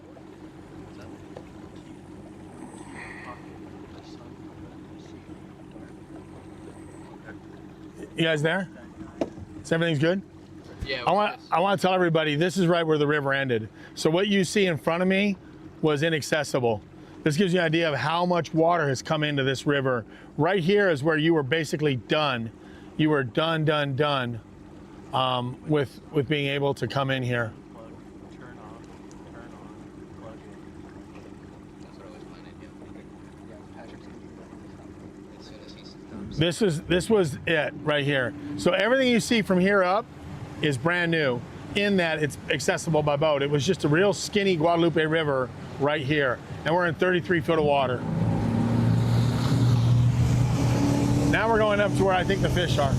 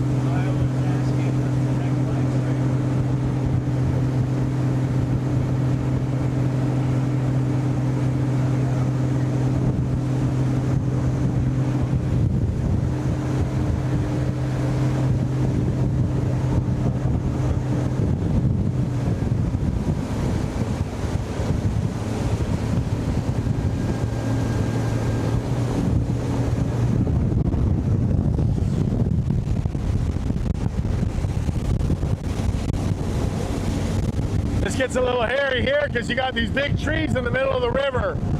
These big oak trees are in the middle of the river here. I'm running a little puckered up right through here. What's that? Kyle is asking when is the next live stream? The next live stream? I'll answer when I get, hold on, let me get up there. Kyle, I'll answer. Kyle, the next live stream I'm hoping to live stream in California next week when we're in California on vacation. We're gonna go fishing with Oliver. I'm gonna see if he's cool with it. We're gonna be doing some bluefin tuna, maybe a yellowtail dorado. But every Thursday, 11 o'clock, except for next Thursday, every Thursday, 11 to 2, that's what we're shooting for live streams. Every single Thursday, with the exception of next week. Once my daughter's back in school, it's gonna be a lot easier. When my daughter's back in school, we'll be doing this every Thursday. I'll be coming out every Wednesday, doing a little pre-fishing, shooting a little content. So once my daughter's back in school, it's gonna be a blast to come out here and live stream on Thursdays, 11 to 2. Right now, we are way, way, way up the Guadalupe River. And this river is swollen. We're going by these houses and people look down at you. All of this was just a hard river system. And there's big giant oak trees. So I'm running a little bit puckered up right now because there are oak trees all over out here, as you can see. Ooh, that's 16 foot of water. I just got into the shallows. Woo! We heard that from one of the local Canyon Lake guides that there's a smallmouth in the lake. Have you seen any? There are big smallmouth in the lake. Yes, to answer your question, there's big, big, big smallmouth. My buddy Danny actually caught a couple good ones a few days ago. And it's crazy because the water temperature is 90 degrees right now, but they're making it. They just go out, and they're not even that deep really, but I've caught, my biggest one here is about 3.5, but there are some big smallmouth. Right now I'm trying to stay in the old original river channel because of all the big oak trees that you have up here. And you can see like the oak trees that are blown down. I mean, this place flowed, but I'm gonna keep on rolling up it on pad too, because we're still a little ways from where I wanna stop, but I also don't wanna thump a tree on the way up. I hope Ken Vandenberg and Stan Vandenberg, 1-800 Bass Boat Insurance isn't watching. The Vandenberg brothers that have my insurance, Ken and Stan Vandenberg. Stan's building a house up here. Somewhere up here on this river, Stan Vandenberg has a house that he's building. Look at these beautiful houses up in front of me. Gorgeous. I'm gonna get up here to where a creek, there's a creek that comes into the river. We're gonna fish that area. I've never fished it before, but I heard about it from back in the day. They used to have tournaments up here. So I'm running up the river right now, and I'm gonna fish Rebecca Creek. They used to have a launch out. This lady came down and waved at us yesterday. Beautiful house. Just a stunningly beautiful house. Someone said that Truman Show start was a little funny if you can see it that way. What's that? Sean says the Truman Show start was a little funny if you see it that way. Byron bumped into the wall and realized none of this is real. Also, this is all good information for people to even just navigate. That's true.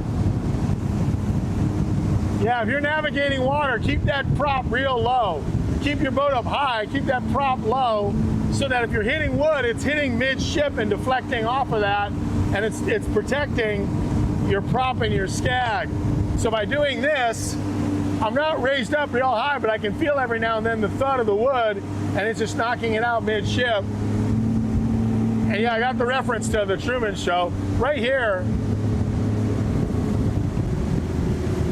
What? Stay as close to the middle as you can. Okay. It's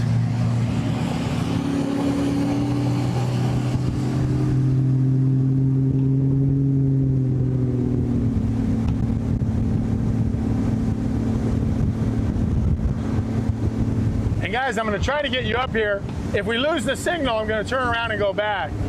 But if we don't lose the signal, I'm going to keep on going, because I really want to show you guys this area. I know we have a short time today, but we also have Starlink on the boat. I don't want to run much faster, but we are way up in the Guadalupe River. We have left Canyon Lake now, and we're running the middle of the Guadalupe. I've never seen this before. I've never been here before. I didn't even come up here yet. Oh, we got some dirtier water. Look at this, we got a water change. We just picked up some more dirty water. We had a band of green water. Now we're back in some dirty water. Wow, look at this up ahead. Alrighty then. I gotta carefully navigate this. 29 foot of water, we're in 30 foot of water.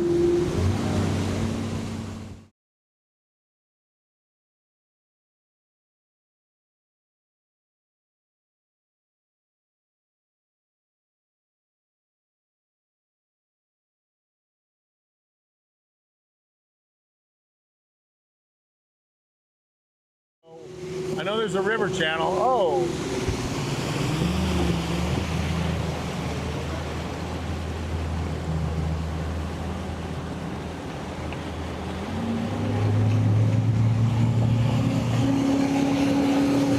I got flooded timber all underneath me. Look at that house, Patrick. Guys. You guys see that Taj Mahal of a house? Look at that. We got signal? Or we know? We're good? We're good. We're 100%? So they can see that Taj Mahal there? Looks like a... Wait, what? I'm over here. What? Looks like a clubhouse. A golf course clubhouse is what that looks like. Doesn't even look like a house. I got flooded timber all over in here. Patrick, why does somebody need a house that big? What? Why does somebody need a house that big? It looks like a clubhouse. Hey, at that point, you're just trying to get rid of money. You're mad at your money. Wow, that's beautiful. I mean, I wouldn't complain. They were like giving them out. We're in some nasty, nasty stuff now. We're getting shallower.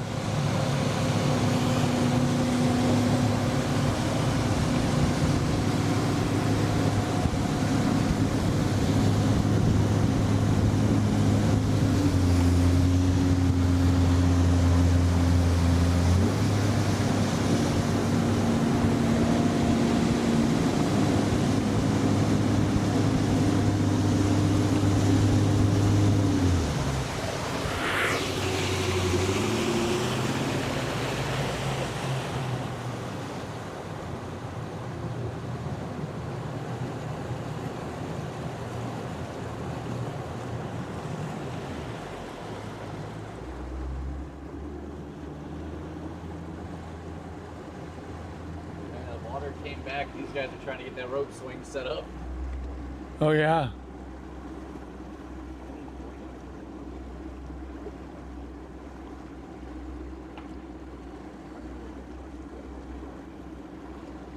This is crazy.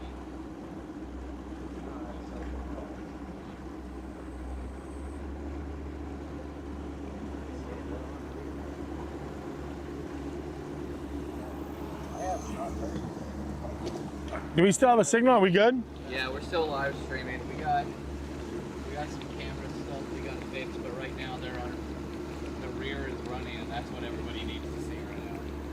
Is rear.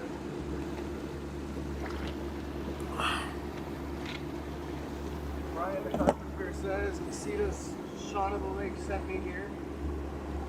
Brian the Carpenter. He's gonna be on tonight with Ken Duke. Bass After Dark, baby. You guys are in for a treat if you watch Ken Duke's Bass After Dark with Brian the Carpenter. Guys, what I'm doing right now is I'm going back to the launch ramp. This is Rebecca Creek. Middle of the creek. Middle of the creek? What do you mean middle of the creek? Stay close to the center for signal. Well, if I can't, can I fish this or no? Is the signal too bad? No, we're doing good on signal? Okay. Signal's good. You can fish. I'm going back to the launch ramp back here. I'm going to fish my way out. I literally have never seen this launch ramp before. But my friends that fish here launched this launch ramp back in the day when the water used to be high. So we're gonna fish this for, well, hell, it's already 1 o'clock. We're gonna fish this for a little bit. I gotta flip these trees. Middle of the day, I gotta flip these willows. And I'm gonna work my way out to the mouth of the creek. I don't wanna go too far back in it because it goes for miles too. We have gotten off the Guadalupe. And I'm just gonna flip all this stuff you see here. I'm looking for bluegill.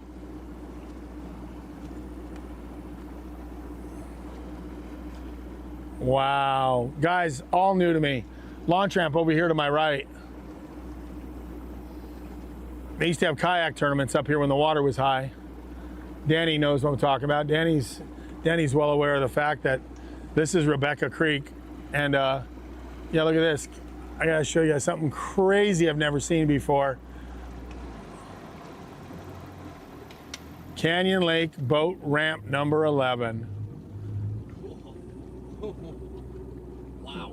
Right? I didn't know there was an 11. I didn't either. This is all new to me. Look at this flooded, juicy forest in here. I'm just gonna go down to that channel swing right there and fish my way back.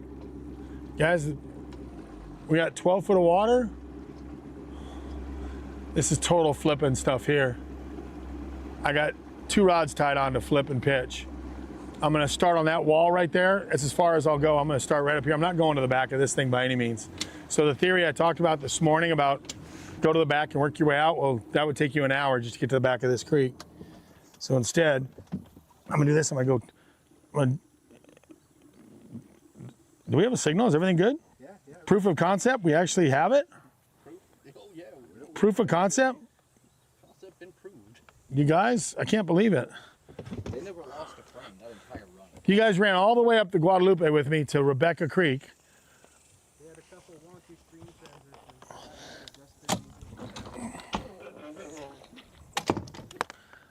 transitions. I'm gonna flip these willows right here. We're gonna work on the cameras back here while you fish. All right, I'm gonna set up, guys, real quickly. I'm gonna bring our TikTok people back. No, they can't chat with us, but is this camera good? Are we still on this camera here? Oh my gosh. Is my microphone good? Yeah, you're good. You send it sound. Yeah,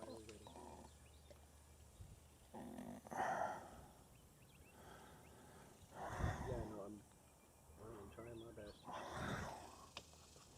As far as the comments go, we should probably tell people that we can't really hear, can't reply too much while the boat's moving. What was that?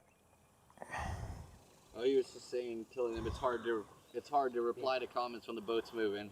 Oh, hey, anybody that's any of the comments that came in, it's hard to reply to the comments when the boat's moving. We were driving all the way up here. Right now, what I'm doing is we don't do TikTok through that, so trying to get this going because we had promised people that we would show them this on the TikTok channel in case they're not on our YouTube channel. So I'm just going to get this set up, and then I think we're live. It's just taking a second, and then we're going to start fishing. Scott Van Leer says, Scott- this has got to be the best part of my workday. Scott Van Leer, thank you for joining us on your workday. We had somebody from Portugal tuning in this morning. I am trying to get TikTok rolling right now so people can, I promised them we'd be up the river today. I do not want to film the whole run with one hand. And it looks like my phone doesn't work up here. So Starlink is kicking my phone's butt. Starlink works, phone does not. Isn't that crazy? Like I can't even get TikTok. I can't even stream up here. Cell signal's weak here. Is it? You think so? Imagine, yeah. I mean, Starlink, TikTok, your phone might be trying to grab the Wi-Fi to stream off that. Oh, I turned the Wi-Fi off. Kyle Tate says, I usually put in at 18, but now that 1 is open again and I'll be using it. Come on up here, Kyle Tate. 11 is open. You just saw it. For me, for the first time ever. There's a ramp up here. Are we meant to be this far in the grass? It can be. It won't hurt anything. Okay. Sean says, feel like I'm in John Cox's boat now. Everybody, Sean says he feels like he's in John Cox's boat now. John Cox is the Rough Rider. He goes up in the juice, and we're going to get up here and flip. And if I'm going to have to apologize for the... I'm going to have to apologize for this. We're going to sit there and see where we're at with cameras. I promised everybody, stand by real quick. I just told the TikTok crowd that we were doing a pre-show on TikTok. And I told everybody we'd get up in the river and let them in on this. We're up the Guadalupe into Rebecca Creek. And yeah, I'm just going to give up on this. On TikTok? Yeah. Yeah, this ain't going to be a TikTok kind of stream. Nope. They don't get the lowest. You guys get it because we're Starlink, and I'm going to tell you right now, you can just forget about cell phones. How cool is that? All right, let's go to work. Jimmy Rogers says ramp 11 is correct. Following me on Google Maps. Ramp 11, we just made it. We are up Rebecca Creek. You're following me on Google Map. We come through the crazy, crazy, crazy wood, and I'm gonna get to work.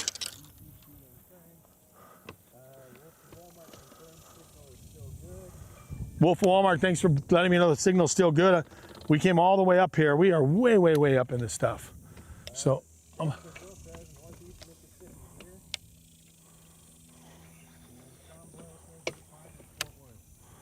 actually, you know what? I don't even need the punching rig. Punching rig's a little too aggressive. I'm gonna have that for the later stuff. Where is the flipping stick?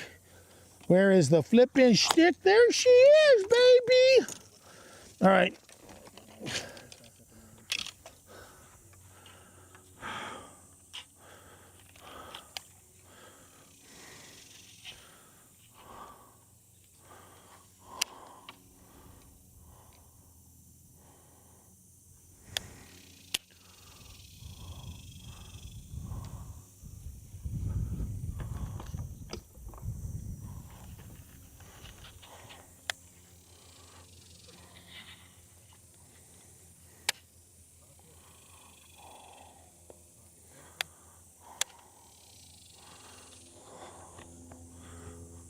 All right. We're up.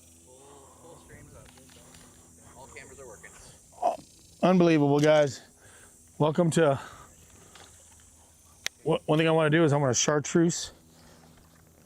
What I did, guys, real quick. I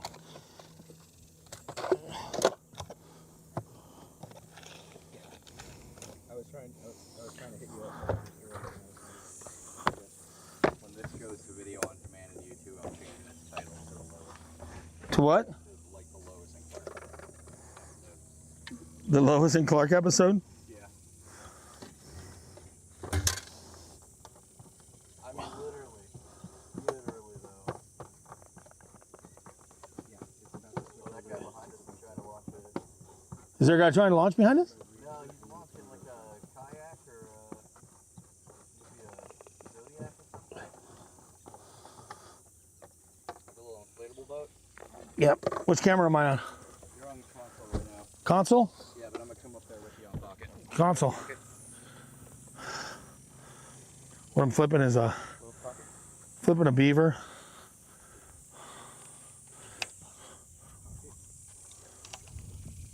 Ready? Ready. Flipping a beaver. Andre Moore, old school reaction innovations. Like to put a little chartreuse tip on it. Just like that. Looks just like a little bluegill. And I'm gonna literally just start flipping all this juicy stuff that they have. This is pretty compressed. It's just the creek, so I can come through here.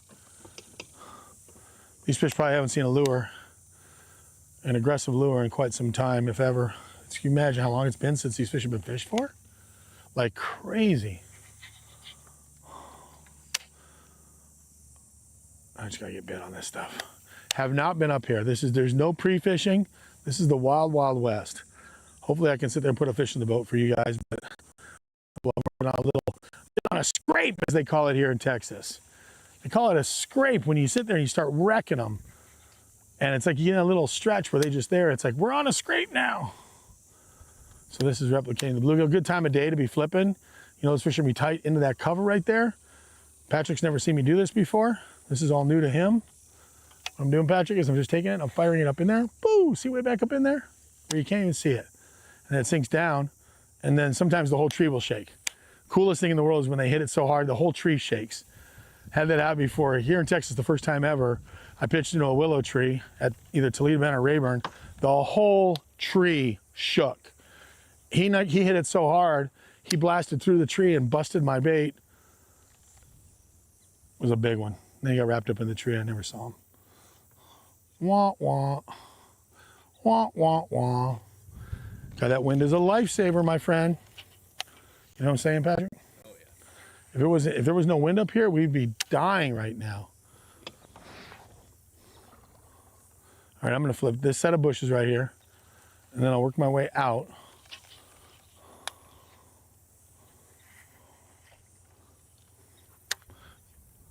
Perfect, perfect. All you gotta do is see some bluegill. Come on, please see some bluegill. Look for some bluegill around these trees. Look for some life, some elevated life.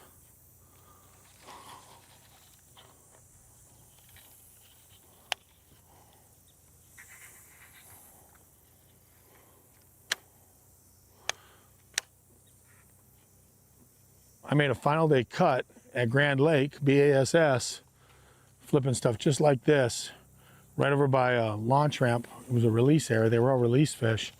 Cool thing about fishing release fish is they've already been measured for you, so you know they're keepers. They've already been caught, they've already been weighed, so you don't have to worry about, once you see the call marks in their bottom of their lip and everything else, you're like, yeah, I'm catching all keepers. Well, that's because all the release fish are there. So it was Grand Lake, and Murray was shocked because he didn't know that I actually could make a top 12 cut in Bassmaster flipping, because I'm a swim bait guy, and everybody's got their thing that they think they do. And when you do well on a flip bite or a drop shot or something that's Carolina rig, you do something unique, and they're like, man, everybody kind of thinks we're all one-dimensional, but most everybody on tour, pretty versatile. Just because Rick Clunn's catching them doesn't mean he's throwing a crankbait. Just because Steve Kennedy's catching them doesn't mean he's throwing a swim bait. Just because Van Dam, it's just on and on and on. Biffle and Brower, it's not necessarily a jig. It's not necessarily a flip bite. They are versatile, and they'll surprise you with the different ways we all catch them. And like I said, this is exactly this. When I knew I was going to be flipping today and I put this bait on, I had a big smile on my face thinking about Grand Lake, because this is exactly what I was fishing at Grand Lake. Exactly. And it's so perfect. It's like, it looks like a little bluegill, perfect little weight for me. It feels comfortable for me. I just kind of let it slowly go down. I mean, a lot of them hit it on the bottom, but a lot of them hit it elevated. So you bring it back up and your bites will come at the very top of the tree, like they're suspended up in the tree. So when I pitch into that tree, a lot of times what I'll do is, I'm gonna pitch in there like that, and I'm gonna let it first off just sit up high and then slowly go down. A lot of times they hit that thing when it's just slowly swimming towards the bottom. Get to the bottom, hop it a couple times, see if there's anybody on the bottom that wants it, and then pick it back up. And a lot of times you'll even get thumped picking it back up, and you gotta drop it back down. I'd love to show you guys how that works on a fish right here. But that just goes, that little bait just goes right in anywhere. I don't need a punching rod for this. This is just traditional flipping right here. And my live scope is off for obvious reasons. In fact, I'm just gonna sleep the device so I don't waste the juice, because my fish that I'm targeting are not anything to do with live scope. Transducer is off. God, look at that. So what I'm gonna do is I'm just gonna go a little ways up the creek, and then I'm gonna go out to the mouth of the creek where it meets the Guadalupe. I don't have a lot of time here. Like I told you guys, time of day is 1:20. My God, I hope these people want to stick around longer than 2 o'clock. If anybody wants to stay, what do you think, Patrick? Should we go longer than 2? If we can, we got other things. We gotta get back to the shore by 3. Oh, you do? Oh, you gotta be back by 3? Yeah. Yeah, okay. We're gonna work on that too, guys. We're working on all of our other commitments so we can give everybody a better show. So that means we have to leave here. We'll have to leave here by a little after 2 to make it back. But we can live stream back too, right? Yeah. We can live stream all the way until we get back to the dock. Come on, fish. Eat that thing. Look at this. Look at this weird. Look at that wild. That doesn't even look real. That's. I'm gonna just figure on Byron coming on tonight's Bass After Dark podcast since it's been a while. Who's gonna say that? Sam X. Sam X. You know what? They invited me to come on to open chat a little while ago. I don't mind it. I get a kick. BTC and Ken Duke, man. Anytime I can do their show, I'd love to. So if you guys haven't seen it, please do. Wolf of Walmart says they just need a Byron section. I think that'd be epic. A Byron section? I would love it, Wolf of Walmart. I'll do a Byron section. Problem is, it's so late. Half the time I'm falling asleep. Those are night owls. Hey, if anybody wants it looks like a burnt down house, or I don't know what's going on over there.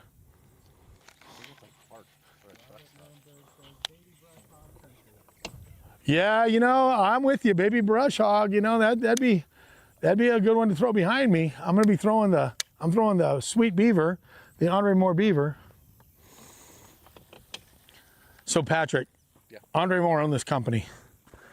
This is the beaver, and he also had the Trixie shad, and his motto on his thing was like a little pole dancer, and this one was California 420, would be the color, or sprayed grass. You guys with me on this? You guys remember the Reaction Innovation baits? Dirty Sanchez. Dirty Sanchez was one of the colors in one of the baits. The Vixen was their topwater bait. The Vixen.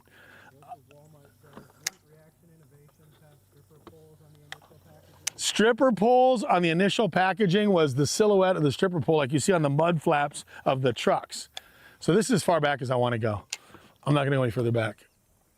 I'm going to head out to the front. We don't have a lot of time. Yes, Reaction Innovations had stripper poles. He was definitely not caring about being politically correct.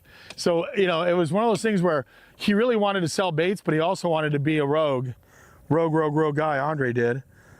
And funny story about Andre Moore. He was my no-boater. He started fishing. He bought his first boat was a boat he bought from me, and he was my backseater before he ever started Reaction Innovations. And one thing I'm missing, you can stay right there. You know, I touched my bait and I realized I didn't have it on.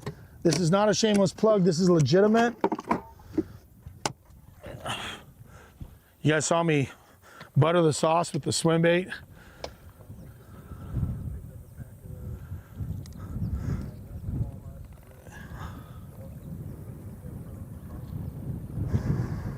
Yeah, release fish are they're stupider. That's the wrong word. Less intelligent, to sound more articulate. What I'm doing right now is I'm adding this to the bait. So here's the deal. This is the hot sauce by my buddy Ron in Huntington Beach, California. No, he's not a sponsor. But what I'm doing here is I'm doing two things. I'm adding scent to this bait for the last hour we're out here together. I'm adding scent to it, and I'm also making it much slipperier. Horrible English. My teacher would be so mad at me as being an English major, but I get better hook penetration. So now I put some scent on this thing while we're moving up to new bush. That's the Edge Products hot sauce with the label missing. Wolf of Walmart says, Byron, who was the angler that fished outside their strong points? Angler that fished outside their strong point, that surprised me. Great question. Wolf of Walmart. Who was the angler that fished outside their strong points? Man. Oh man, what's that?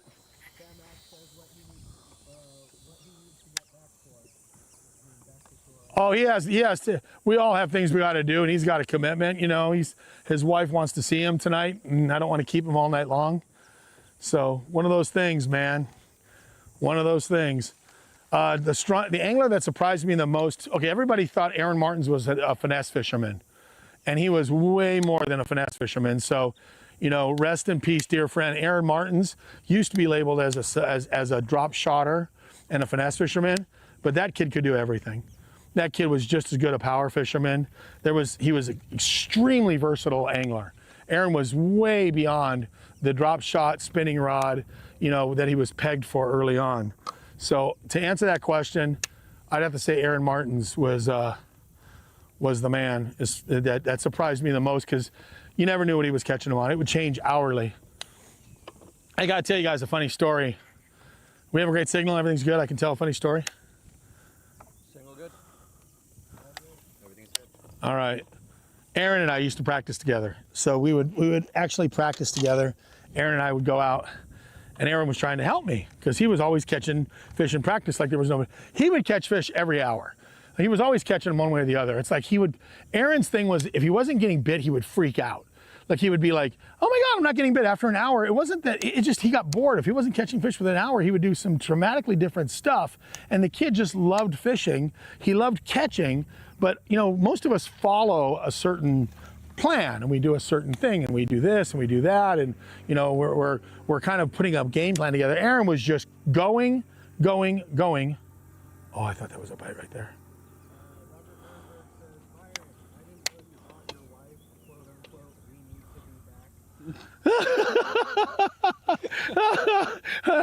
Aaron Norberg said, I didn't know you brought your wife.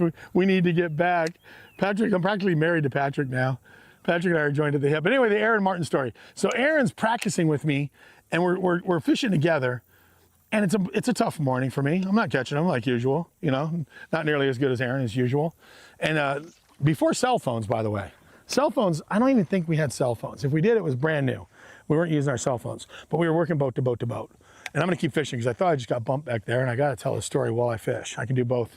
I can chew gum and do that at the same time. And if I get bit, I'm gonna tell you guys what's up. But this is, you don't need to punch this stuff. You can just flip it. So Aaron,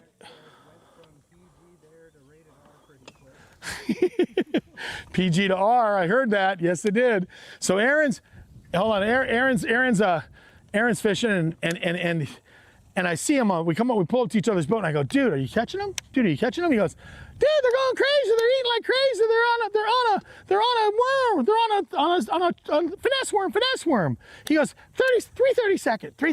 You got to throw a 330 second weight. He goes, you got to make them dizzy. You got to make them dizzy. It has to fall down. You have to make them dizzy as it's falling. I go, what?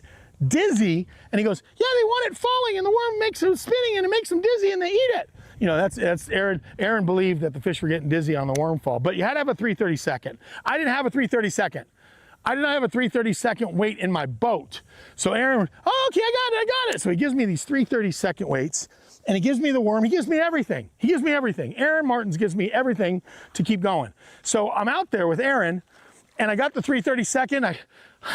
I throw the rod out there, and it's slowly falling, and I'm stripping line, and I'm waiting for the fish to get dizzy, and I'm fishing. I catch one fish doing it after 2 hours. And I go, dude, I caught one fish on it.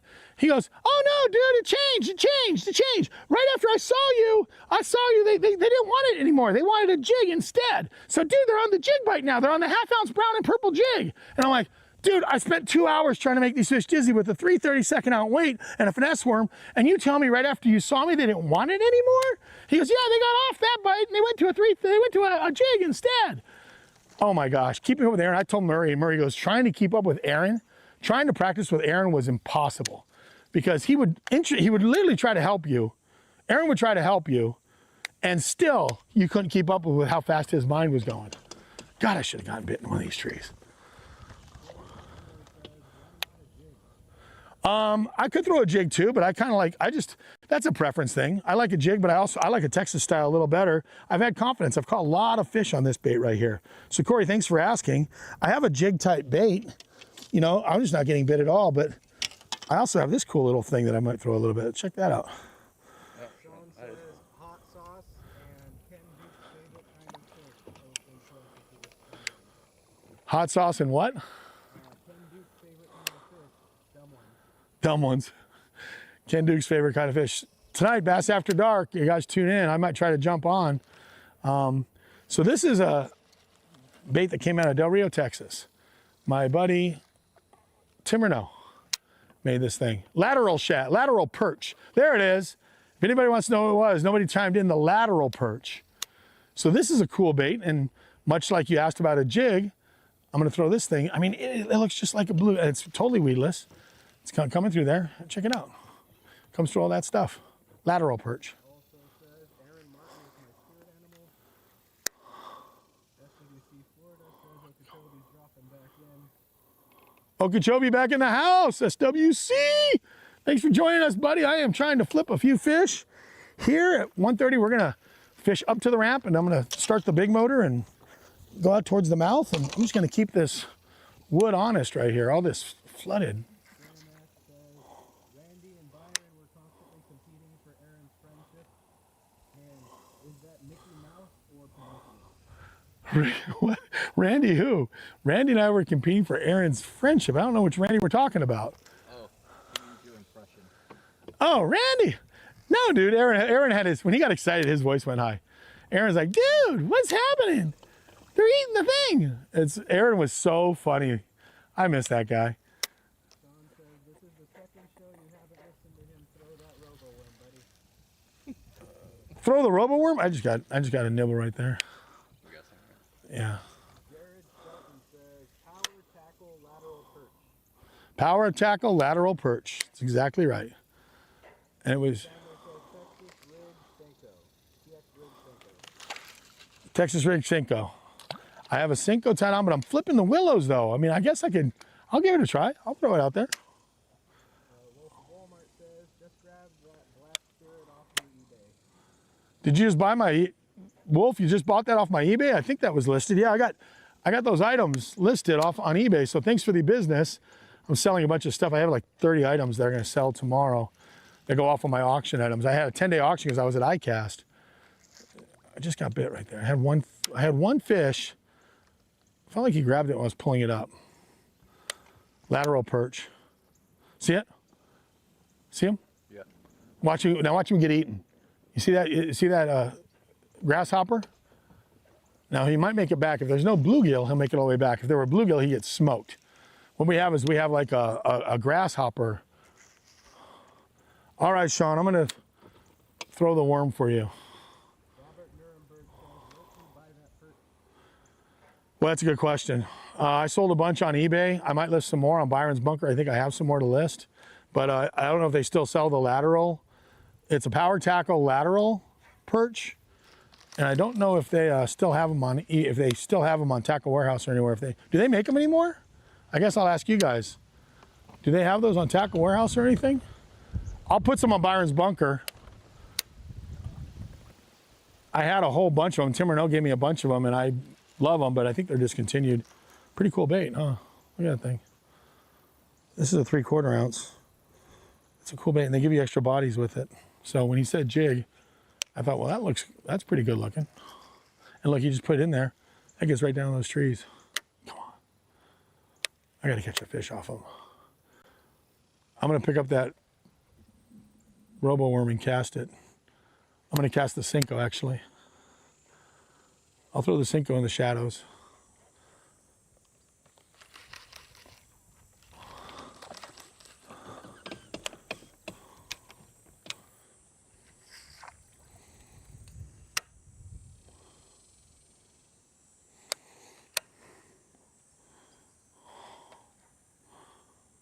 Come on, fish, eat that thing. Sean says if the robo worm doesn't work, I'm going to get you a pair of these toe-heavy sandals I used to wear. We call them the Jesus sandals, holy rollers, Tevas. Sean, you're going to owe me a pair of Tevas.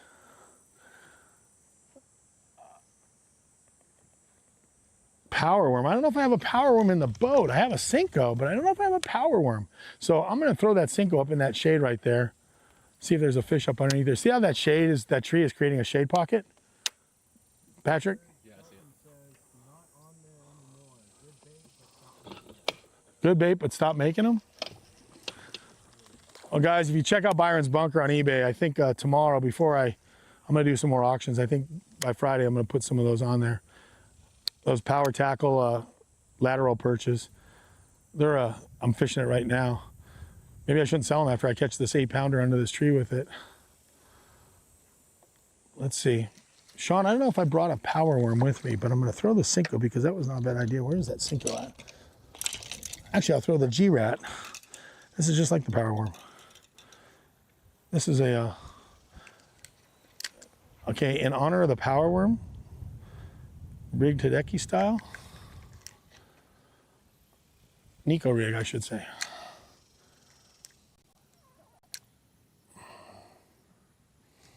Watch me catch a keeper on the first cast, and Sean's gonna be like, "I told you so." You know that? I'm gonna get crushed. I'm gonna get crushed by the guys who are like, they're not in the trees, they're out in front of the trees. They're right down the middle of the channel, you know? We gotta fish that launch ramp. You guys know how good a launch ramp can be. See, that's the problem with that exposed hook. There's so much.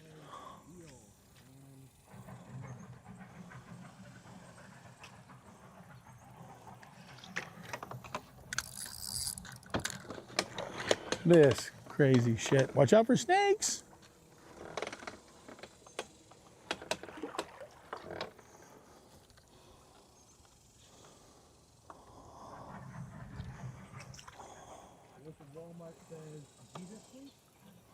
Jesus sandals?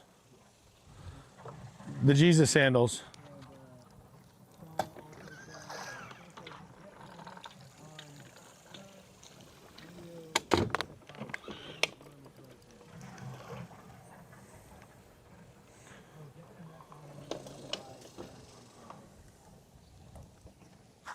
Right now I'm trying to retrieve I'm trying to get my cricket back.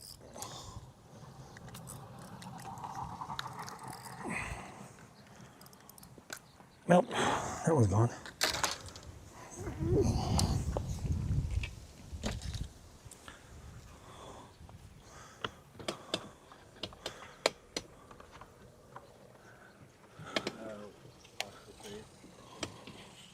Bad for the satellite. Oh, shoot.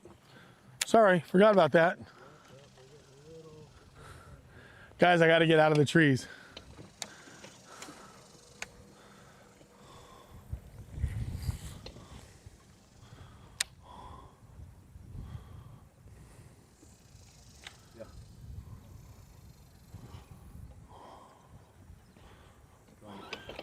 Go to that bind of, the wife has to get in by 3. Hey, wife. Rear?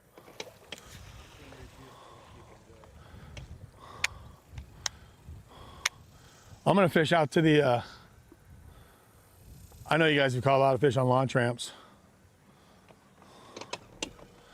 Launch ramps are always, Sam X, don't you know ramps are awesome? There's so much good stuff. All that rock and that clearing and that little blow through and all that. I mean, we didn't know there was a ramp here, so we knew on the map, but Canyon Lake Boat Ramp 11.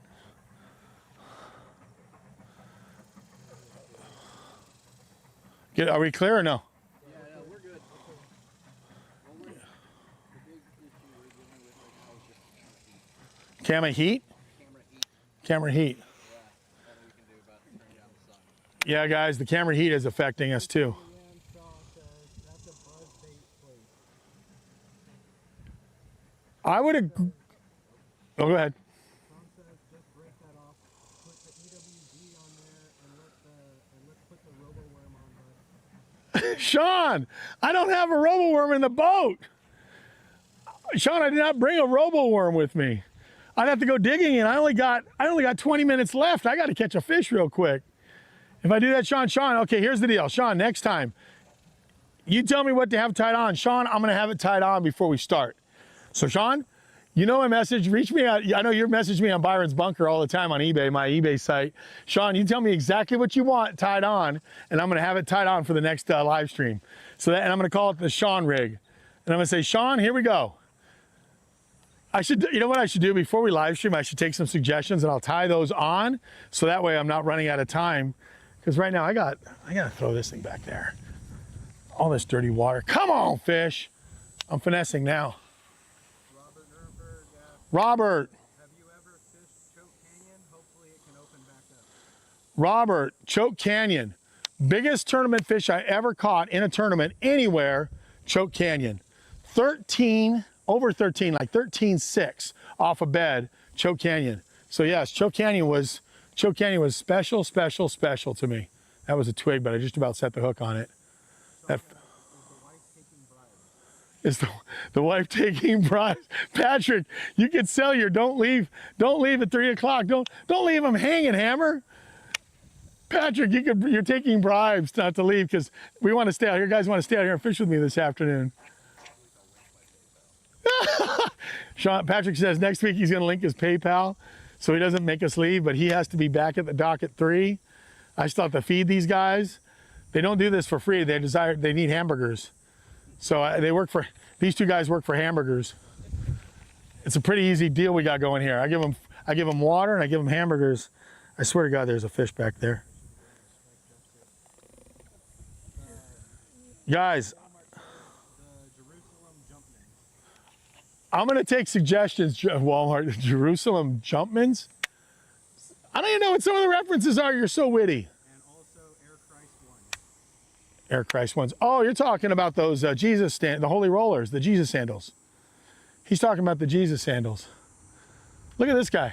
They just came down to watch. They're like, what's a boat doing? Well, I guess the ramp's open now.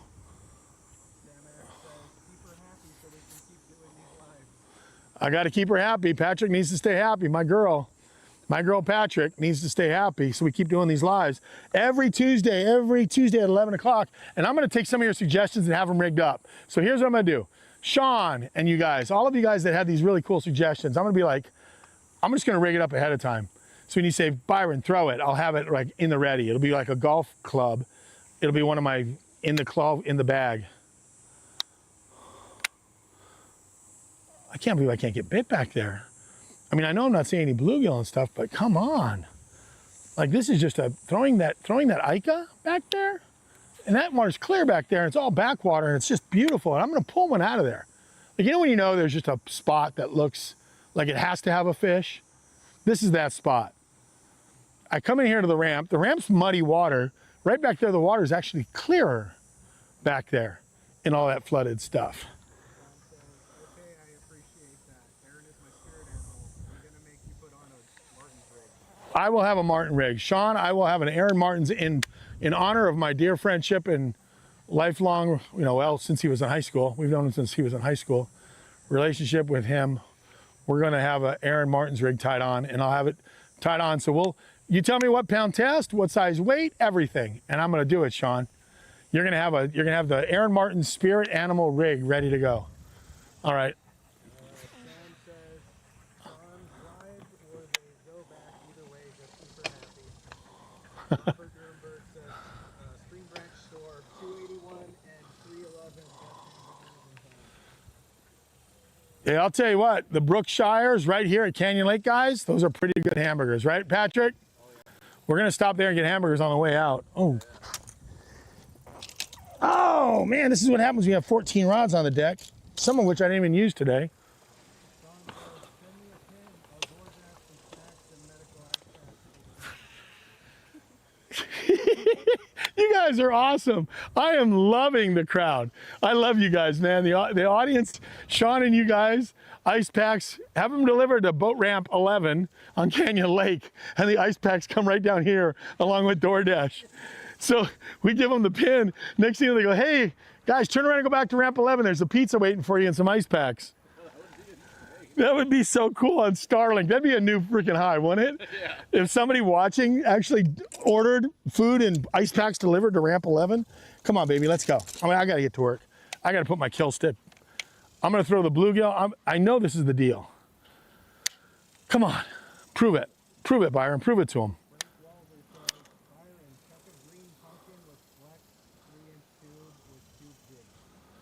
Frank, I only have 15 minutes left, and then Patrick turns into a live stream pumpkin. So Frank, unfortunately my live stream's running out by the time I dig deep and rig that. Okay guys, anybody that has a recommendation, I gotta tell you, this has been awesome. I want the recommendations. I will literally have them ready, either on the rod or ready to be tied on real quick. But I think this is awesome. We're gonna have an Aaron rig. Frank's gonna have a tube, a particular tube. Somebody earlier today said something about a buzzbait of a color that I don't even think I own. What? Tell them to put it in the comments on YouTube after the live stream's over so we can review it and rig it all up for next one. That's a good idea. Guys, put it in the comments for YouTube. So if you guys go to the comments on the YouTube channel, after the stream is over, please put it on the YouTube channel, and that way we can have it, we can make a list of them for not next Thursday, but the Thursday after when we're home. Because we're gonna come home the next Thursday after. You know, I think,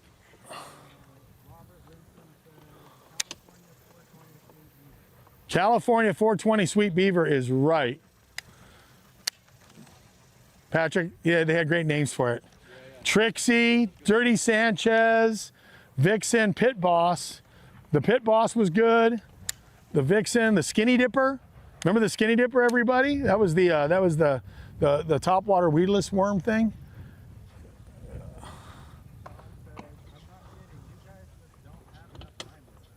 You're right, Sean. We were too short today. It's already 1:46, and Patrick, we wanted to bring you guys up the river. We're gonna run home live streaming, so we'll run it back so you guys get the view, but he has to be at the dock by 2, and this 3. Well, he has to, oh God, if you had to be back by 2, we'd be screwed. I'm gonna, Robert, I only have 14 minutes left, so I'm flipping the, hope you don't mind, but I'm flipping the Skinny Dipper. And I believe it's, there it is right there. That's all I got left is 15 minutes left, but I will put on do I have a Boom Boom tube? Is that Fred's tube? Fred Boom Boom? Is that a Fred tube?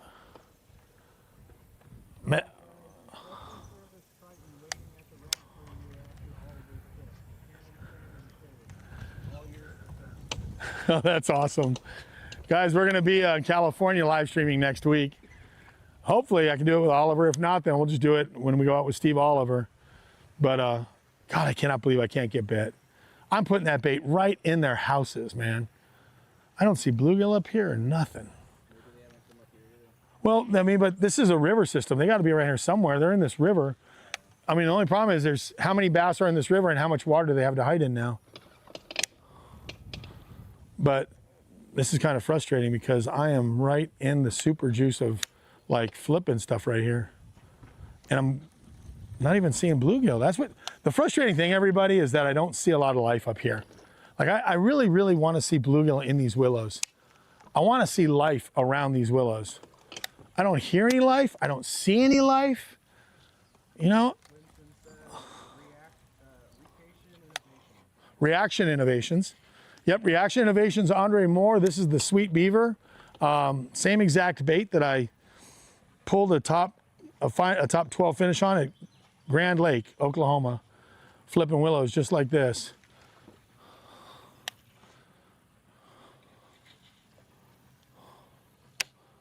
I don't even see fish up shallow. He also said, I'm on the Delta, Stockton, California. Delta rat. How's the Delta fishing nowadays? Thank you for checking in at the Delta. I wonder how the Delta's fishing now. I love the Delta. I wonder if the fish are still as big as they always were. Come on, fish, eat that thing in that shade right there. You see that tree? Like, I mean, right here, atypically, you can take that bait and fire it right up in there, get way back in there, and now it's falling right through the middle of that deep, dark, shady tree. All I gotta feel is a whack, and I'll just put him in the boat. Come on, come on, come on, come on, come on, come on. Nothing, access denied. Not even a love tap. I hope Charles is watching this. Charles Whitehead's one of the best guides on the lake.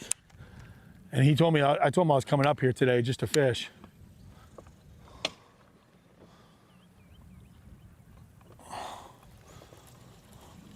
Guys, this day's going by way too fast. I agree with them. I feel like I'm in a tournament. I'm running out of time.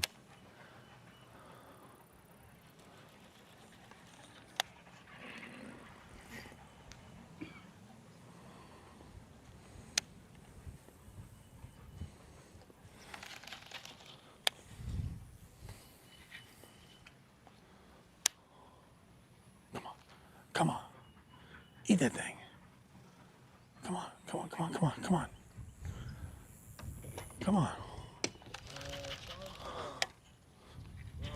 Robert, Bobby Barrett tide pattern works everywhere. Scott Van Leer says, gotta punch out here in 10 minutes. Great watching and listening, great show. See y'all tonight watching that. Safe travels back down the way. Scott, thank you for joining us. We will be on BA tonight. I'll be joining the guys. I'll check in with Ken Duke. Maybe do an ICAST recap with him probably. Talk about all the cool stuff. But thank you for joining us. And hopefully you don't miss the last big fish. I'm going to pull off one of these trees right here. These isolated trees. I'm also going to throw that. What's that? Well, we're gonna go hit them. They look like little bass magnets. I'm gonna go throw that Ica around them. I got time, 151, I'm working my way up to them. I wanna hit the mouth of the river where this river meets that river. We got the Guadalupe that meets Rebecca Creek.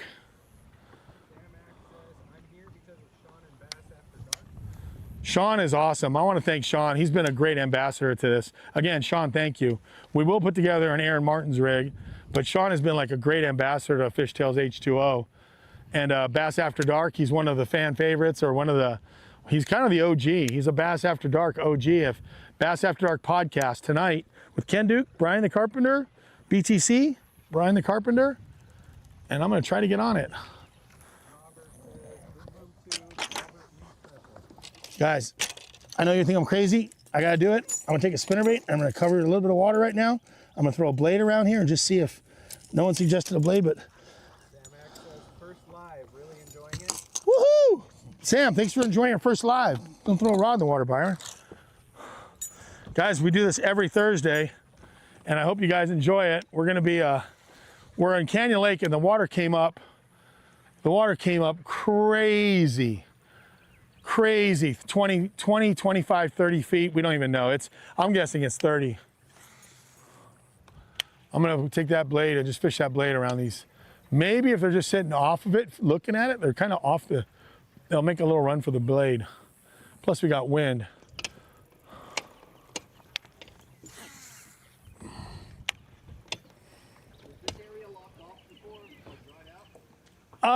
It was either dried out or there was just probably hardly any water in it whatsoever. There may have been no water in it. I don't know. I've never been here before, but I'm guessing there was either no water in it at all, or just the river. It's hard to say. I don't know. Yeah, yeah.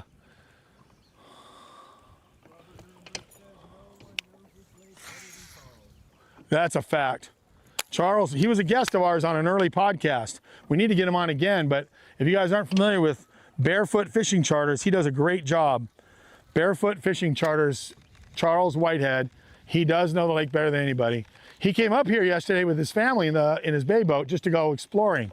So he went all the way up to the rapids, and he was an awesome guest on our show.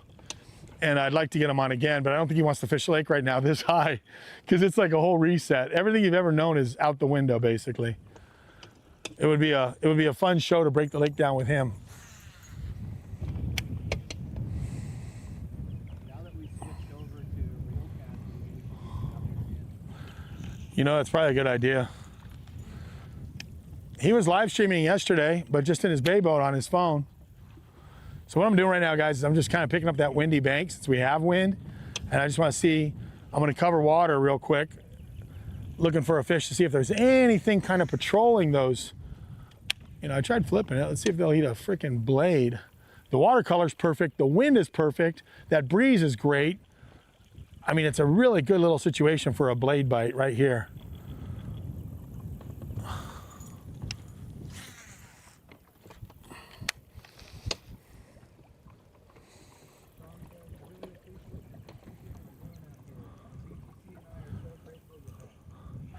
I'm so glad to be back. Sean, it means a lot to me to say that. This has been a lot of fun. This live stream thing, interactive live streaming, guys, to be able to talk to everybody and fish, this just seems so special to me. You guys ask cool stories. You want good feedback, just things. Maybe I do something kind of unique or creative that might help you guys catch more fish, or vice versa. Maybe you guys, you know, we had a guest the other day, one of our early streams, and he suggested taking that wacky style Cinco, chartreusing the tips, not just rubbing them and emulsifying them, but also chartreusing them. And we're catching fish on his suggestion. How cool is that? When the dude is sitting there at his computer in Florida or Georgia, and he gives me something he likes to do, and next thing you know, he sees it produce results, like he catches a fish off it. That's just neat all the way around. Like, I think that's really special that we can be in this together. You know, and all of you guys are joining me while I'm out here. And I want to do this with my daughters in school, because I think maybe someday it'll be a way to make money. I don't know. You know, we're trying to figure out if it's ever going to generate revenue. And that's the hope, that it will someday generate revenue. I got to flip this. I got to go back to that lateral shad. You know, I'm hoping it generates revenue through, I don't know. What is it, Patrick? What's it called? Super chats. That's what it is. Yeah, super chats. And what are super chats are going to be able to, like, I don't know. People can tip you? Like a valet? They can throw some money behind a comment. Oh, that's cool. It's a great source of Well, it'd be nice to be able to afford to buy you guys hamburgers. That'd mean a lot to me. If I could buy you guys hamburgers out of the money we make from this show, that would be pretty cool. Come on, guys, we're gonna stop and get fries and hamburgers. It's on the viewers.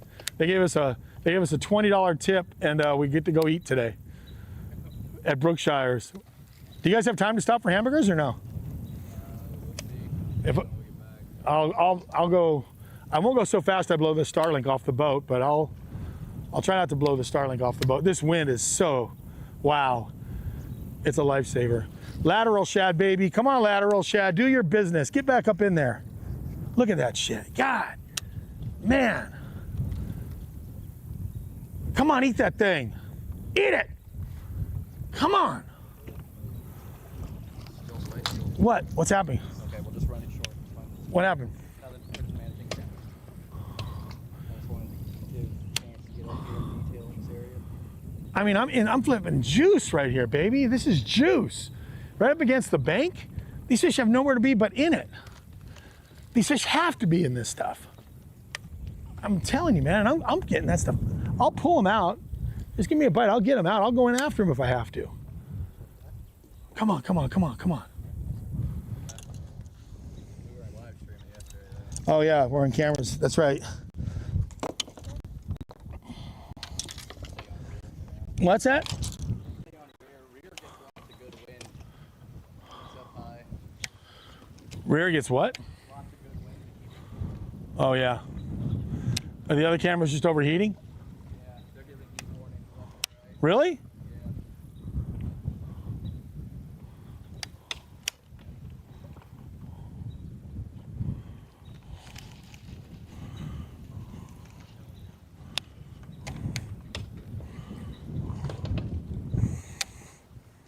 Come on, fish.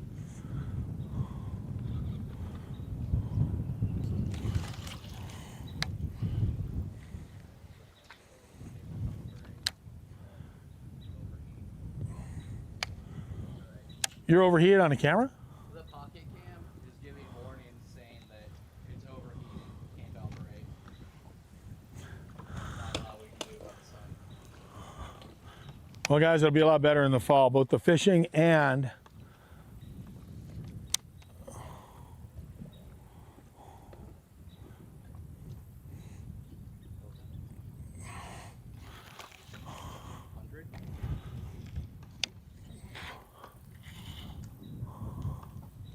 come on, fish. Come on, fish. Eat that thing.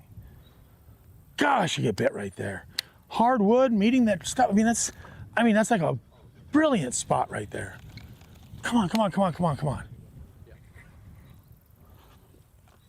I would bet money on these casts. I'd literally bet money on them just for them being hardwood meets the, oh my God. How am I not getting bit right there? Come on, come on, come on, come on, come on, come on. How's it going, Byron? Hey, Bake Apex, it's not going very good. These fish are not where they're supposed to be. I mean, this is pretty tight stuff right here. We are where the river, the Guadalupe, meets this creek. Beautiful water, just perfect. Watercolor's great, breeze is great. Tree is really cool looking. I won't hit it. Oh, I don't even have then I don't have a boom boom tube. It's kind of like the some of the baits I got on Byron's bunker tonight. Whole bunch of discontinued stuff. I'm selling a bunch of stuff you can't find in the stores anymore because I can't use it all. Now I'm going to start using it in these live streams, like this lateral shad. You know, that's discontinued. I had no idea if it was around or not. I have a bunch of them, and I've sold some on eBay already. I need to. In honor of you not getting a bite, I'm gonna get the whole crew a bite next time you're near a burger joint that will deliver. Dude, I'm trying to get a bite. I'm fishing the juice. I'm telling you what, man, the struggle is real, boys. That bait is, I mean, any one of those casts should be a thump. Oh, man, it's already 2:01. That's, It's time for NPFL weigh-in. oh, you guys going over to the MPF? Is there a weigh-in going on right now? Maybe there's a tournament happening, although today is Thursday. I'm gonna have to go around. I'm gonna have to knock this wood out of the way right here. Guys, it's 2 o'clock. If Patrick, you need to leave by 3. I gotta run you back down. This sucks. Brought you guys up to where the creek meets the river, which is a natural. Robert Winston says, put a chatterbait on. Robert, we're out of time, man. I wish I could, but my wife, who's in the boat with me named Patrick, my wife Patrick needs to go in. He's got something going on, so we've been offered to bribe him. To heck with super chats. We just need to take donations to stay out here against Patrick's time clock. Patrick puts up his PayPal, and you guys reimburse him on his PayPal, and then we get to stay fishing because Patrick doesn't have to go to his day job. We're gonna bribe you to stay, Patrick. God, it's hard to leave. It's hard to leave when you just start really settling in and fishing and talking to everybody, and now we got to go down. I guess you're gonna leave them wanting more, but guys, the fishing sucks right now, as you can see. I had a couple options to go down the lake and catch some fish, but I heard great stories about this world right here. This is just so cool to come up here and see this. Water I've never been to before. A lake I can't imagine what this place was like 30 feet lower. It had to be a trickle of a creek coming into a trickle of the Guadalupe. That's what it must look like. I wish I knew what it looked like. Yeah, look at this tree. You wonder how old that tree was before it died? Gotta be hundreds. You know what the beauty is though? This water should stay this high for at least a year. It's gonna get really good. So we got a whole new territory unlocked and the system's holding. Yeah, guys, I'm gonna be practicing up here. So stay tuned for future future live streams, because I'm gonna come up here and put in the time to really dial in these fish so I can show you guys what they're doing, why they're doing it. This was our maiden voyage. It really was. It's our maiden voyage. We got guys swimming in this one. How you guys doing? Good. What? No, it sucks out here. Gar? Yeah, that's why I have a graph on. I shut it off because it's just there's too much gar in the water. You wouldn't be able to see a bass if you wanted to with all the gar swimming around. I think right now I'm just in a gar hole is all it is.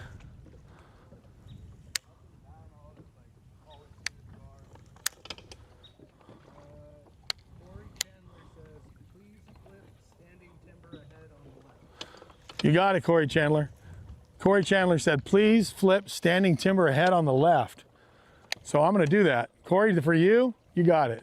Right there.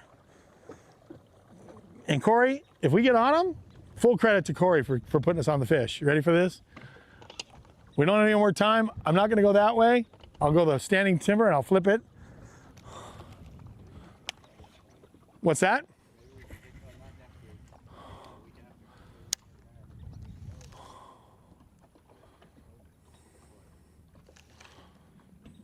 All right, Corey. It's not that deep down there. I'd love to be able to give Corey props. Everybody goes, hey, Byron was out there. He was flipping at the mouth, and all of a sudden Corey Chandler goes, dude, there's some standing timber. Would you mind throwing to that? I'm like, you got it. Let's give it a try.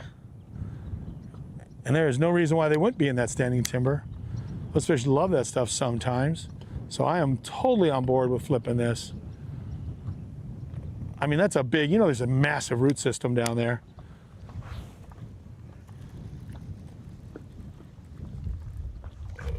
Whoa, Patrick almost went over.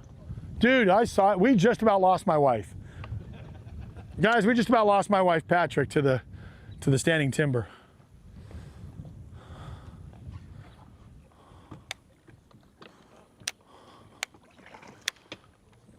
The Guadalupe is swollen. Guys, this was probably just a little narrow stream.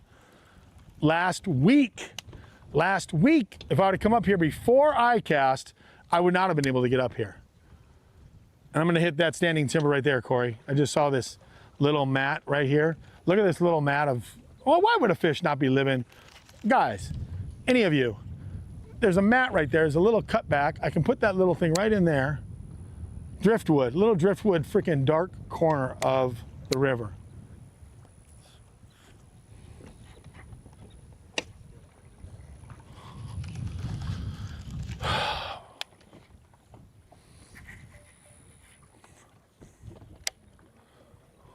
You know what I'm gonna do?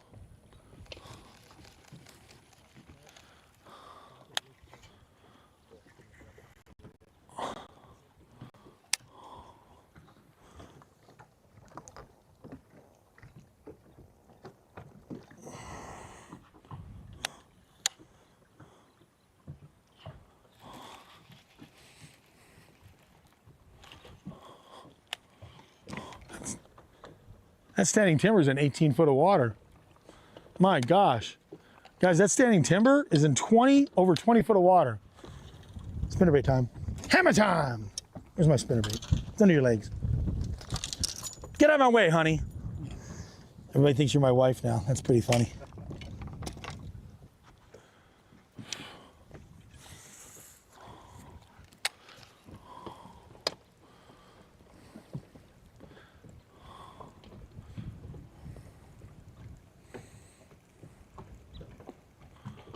See, what I'm doing here is that timber's in 20 foot of water and it's off color, so why would they not just be suspended in that timber or on this hard rock bank?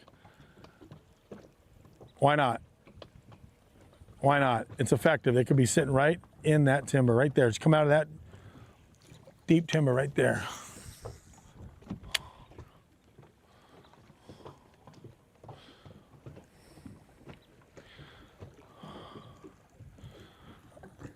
All right, a few more minutes. We're gonna quit at 2:15. Is that right, Patrick? Make it to shore by 3. Get to the ramp by 3 is good? Yep. Okay. We'll pull up at 2:59. I'm so good. Okay, well, we got to get through that barrage of wood. I'm junk fishing now, but that doesn't hurt sometimes.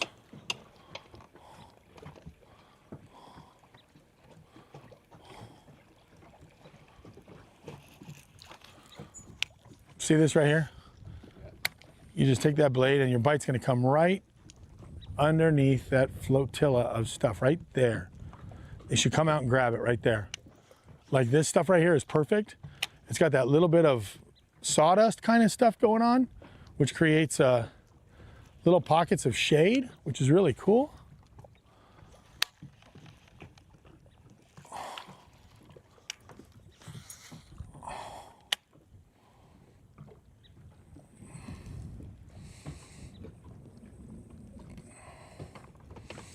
God, the wind just makes this work feel like right. I mean, it feels right now because of that wind and everything. And I'm gonna take that blade, I'm slow rolling it right down along that lay down and all that pocket of wood right there. You would think somebody who would just be sitting there would come out and grab that thing right there. Jesus, Patrick. I mean, this lake is just, I'm with my friends on this one. They say it was tough. My gosh, it's tough. I was warned that it was really hard. That was down on the lake. I figured the river would be okay, but my God, look, there's nothing coming out. Not even a sign of life on it.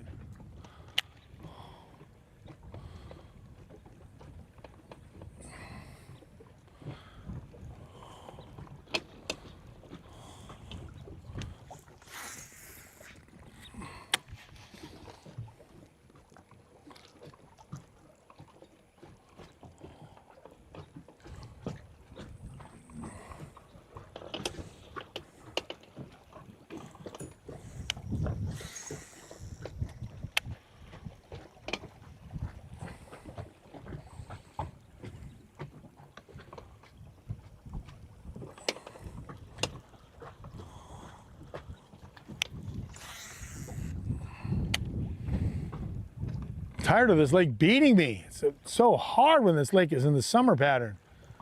Guys, flooded lake, upper river, up the Guadalupe.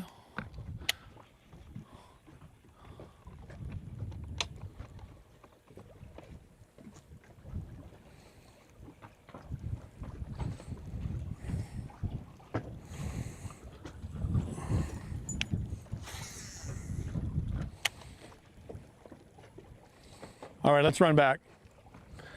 We're gonna run back. We're gonna keep streaming. If we get back in time, there's one thing I want to hit real fast. All right? Can we go back? We'll go back and get to the marina, and then we'll see what time it is. All right? Everybody, stay with me. I'm gonna run these guys back, and if we have time, I'm gonna fish something right by the marina, real quick. But let's go back and see. We'll see what time we got. If we get back there by 2:45. I can fish 10 minutes real fast on a spot right by the ramp. Old shoreline spot, right around the corner from where I keep the boat. I'm not done yet. I'm done when Patrick says, take me to the dock. That's when I'm done. When Patrick says, get me out of here.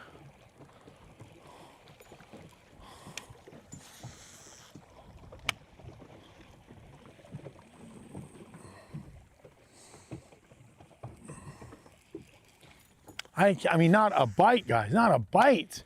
Nothing. Flooded willows, beautiful water, wind, the breeze that you want. It's not stale. A fish living, swimming along this little brush line right here should jump all over that. He hasn't even seen a bait in freaking 6 months to a year, or who knows how long. Yeah. All right, let's pack it up. Let's go. I'm not gonna go 1,000 miles an hour, but I'm gonna get us back. Guys, stay with me if you want to stay with me. If you don't, I understand. I appreciate you guys being here, but good gosh. Beautiful to see it. Great area, looks pretty. I can see where there would be a bunch of fish in that whole creek meets the river program. All right, let's go. Okay. Whew. Come on, baby.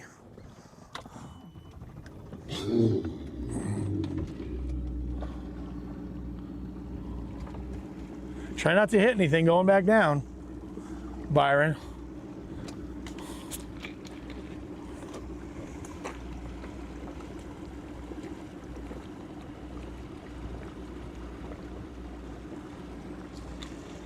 Oh, that was pretty water, dude. That was really pretty water. Yeah. It was unfortunate there were no fish there because that looked really good. That looked way fishy. I can't believe that good looking water, that compressed. It was compressed enough that the fish had really nowhere to go but up or down. They don't have a lot of places to hide. They can't go back 16 miles into the juice. What's that?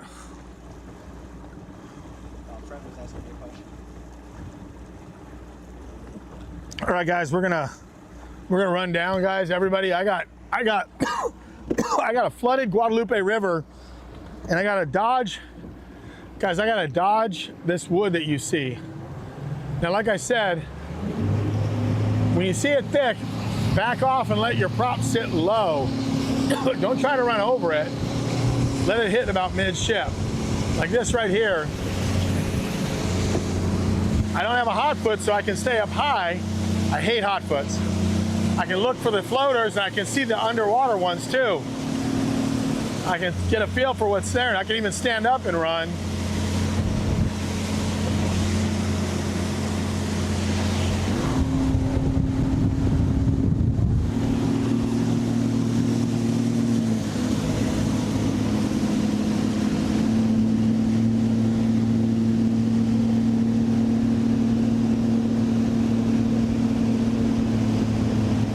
Guadalupe is 30 feet higher. This water came up 30 feet here. You can imagine it was just a strip of a river. You could probably walk across it. Before last week, I bet you could wade across this Guadalupe right here. It's nuts.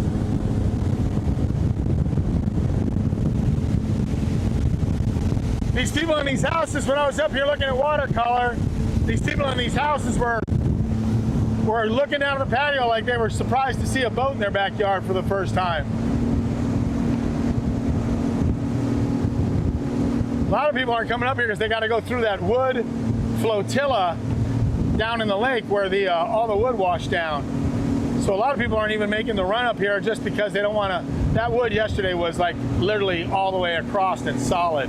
You had to idle through it. The wind today broke it up.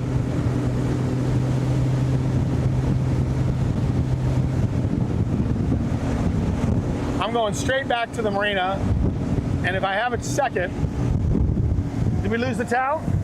Towel is gone. Yep. Was that the towel? Yeah. We just lost the towel. Towel belongs to the river now. That's all right.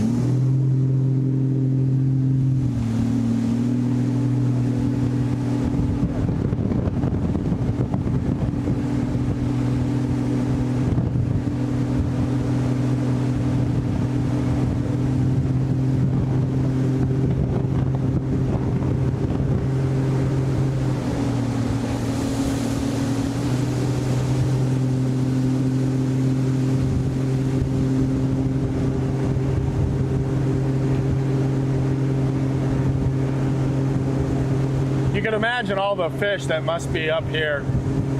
Literally just, this place is just so chock full now.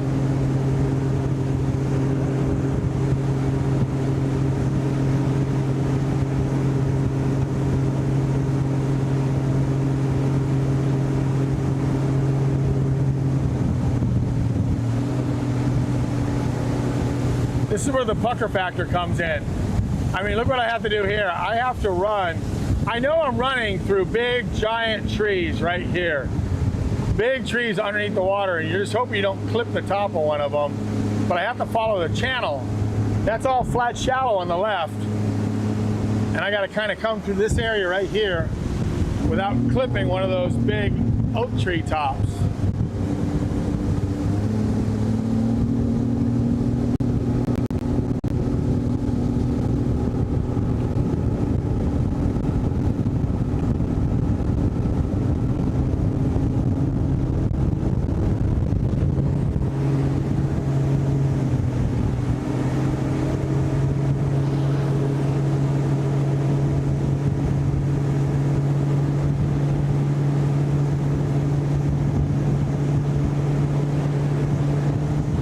Hit one there.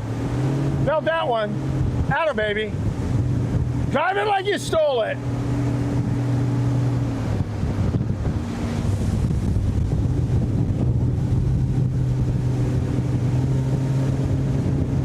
That's why I'm running that prop. I'm running a beater prop for this reason. I mean, most of it's soft, wet wood. Tommy Biffle used to say, if you can't see it, you won't hit it. I swear to God, that was one of Tommy Biffle's favorite lines. He would drive through stuff that would blow your mind. The nastiest, craziest stump field you'd ever... I'd be out there idling around trying to find a safe place, and Biffle would be running through it on pad. I go, dude, what the hell? You know, if you can't see it, you won't hit it, Byron. I'm like, what kind of logic is that? If you can't see it, you won't hit it? But Biffle, the service crews hated him back in the day. He came home with more broken stuff for the super screws to fix in a Bassmaster event.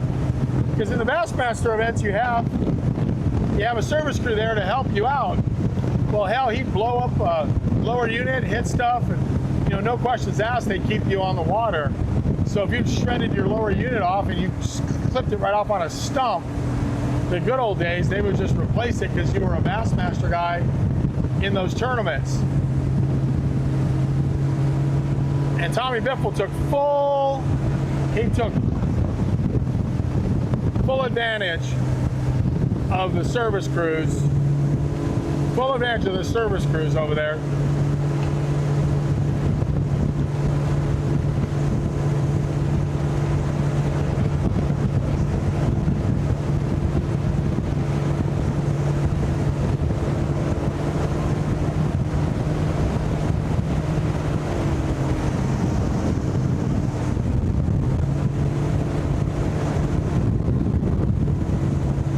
Go too fast. I gotta remember I got a Starlink antenna. I don't want to blow the Starlink antenna off of the boat. I'm driving along here and I'm looking up at this Starlink antenna. We're live streaming on a flooded canyon lake, 30 feet high. I'm up in the Guadalupe. I'm up in a place that you could never ever get to. I've never been up this high before, ever. Never have I been able to make it to this stuff. This is all new to me. But on Canyon Lake, the water, we had so much rain last week. While I was at ICAST, we had so much rain last week that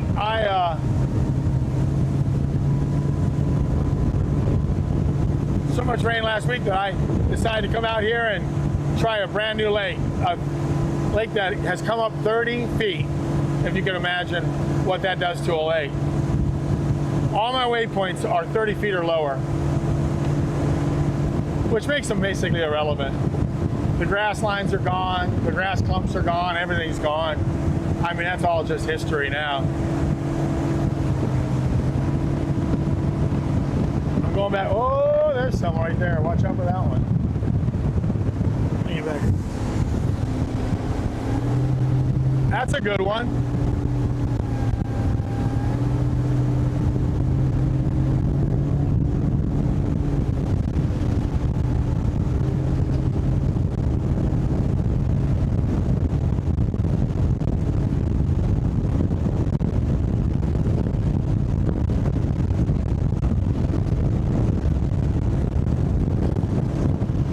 This used to be where the lake ends, right here. That's about as far as I go is where I'm driving over right now.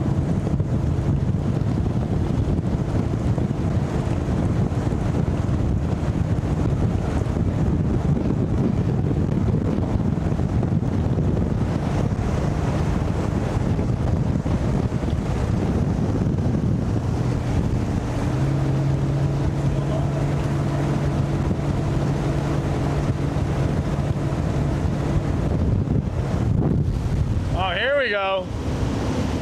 Time to pay attention now.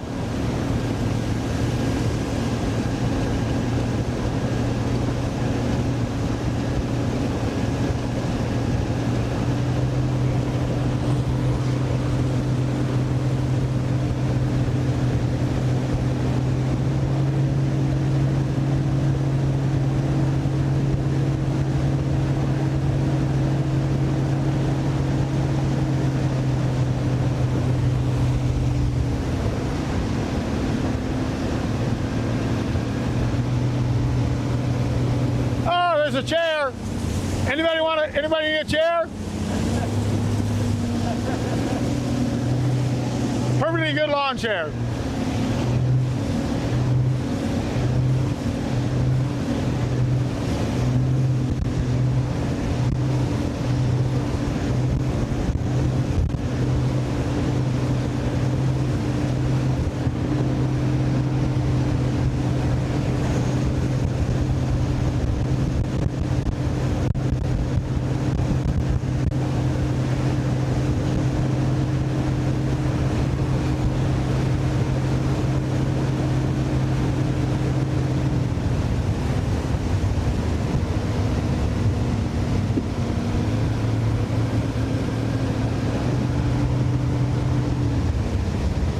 There's a big bucket.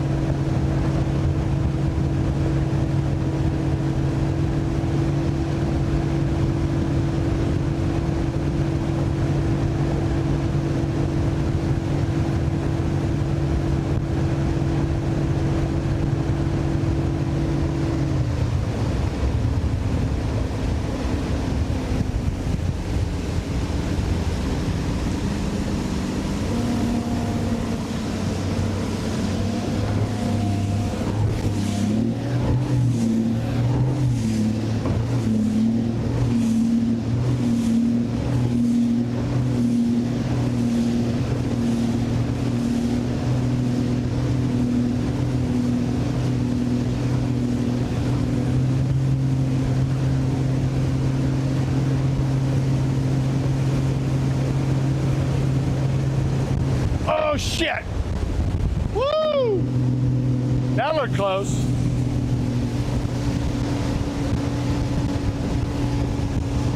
That was a big old flooded tree.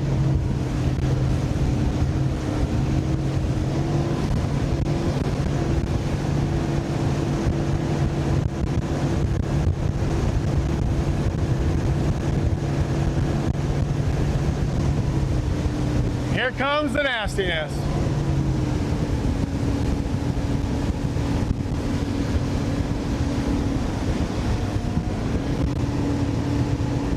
Look at all that stuff out there.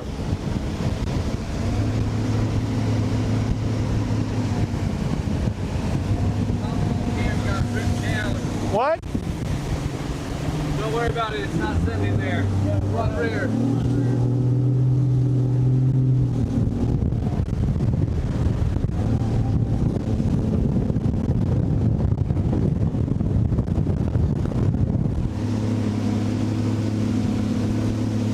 Hey, what is that? A bathtub?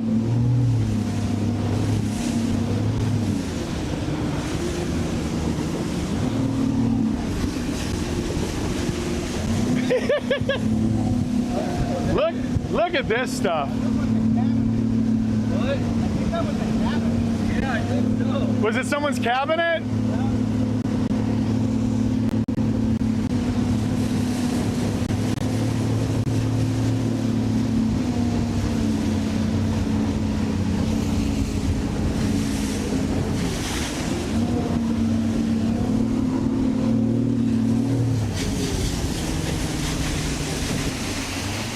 I have to cross this right here.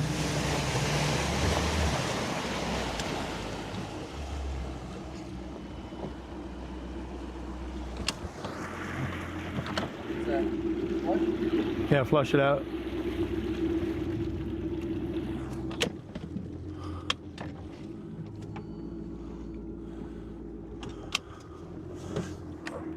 What do we hit?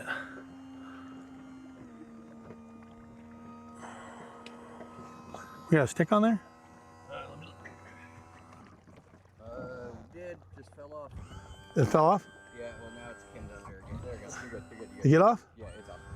Had a stick on there that was affecting my prop.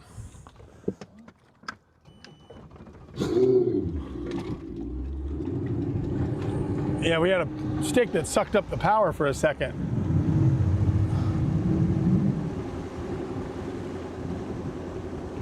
I tried to flush it off and it wouldn't flush. It was too hard. It was hardwood leveraged around the lower unit of the prop. Man, I'm seeing like 2x4s of furniture. Yeah, I saw the cabinet. Did you guys see the cabinet back there? Are we still live? We're good? We're streaming along, guys. Thank you. Chairs. Cabinet, yeah, plastic chairs. Damn. What is this? I mean, look at this right here. What is that thing? Is that a trash can? Yeah. Perfectly good trash can. Look at that. Planters, trash cans, cabinets, chairs. Dude, that's like an indoor trash can though. That's crazy.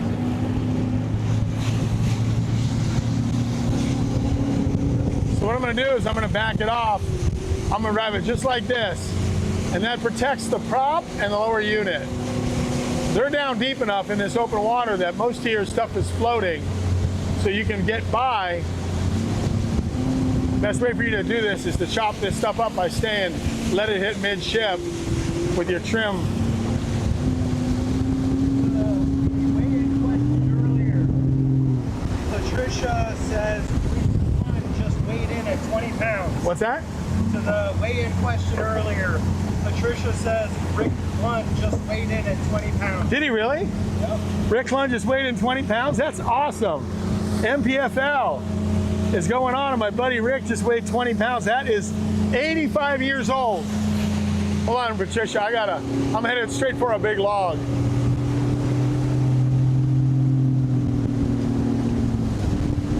few more people asking which lake. We're on Canyon Lake right now. We're on Canyon Lake in South Texas. It is extremely flooded. What you're seeing, all of this wood washed down the Guadalupe River. So we're on Canyon Lake. We've been live streaming since 10 o'clock or 11 o'clock. And it's just, the lake is 30 feet higher. All my waypoints, everything I know, everywhere I've caught a fish is at least 30 to 35 feet under the water. There's been so much rain. We came up the Guadalupe. Pardon me, I gotta watch out for that. We came up the Guadalupe just to see. We went places I've never been able to go before. I wanted to go way up the Guadalupe and look at a place I've never seen, ever. So Canyon Lake has pushed the reset button on Canyon Lake.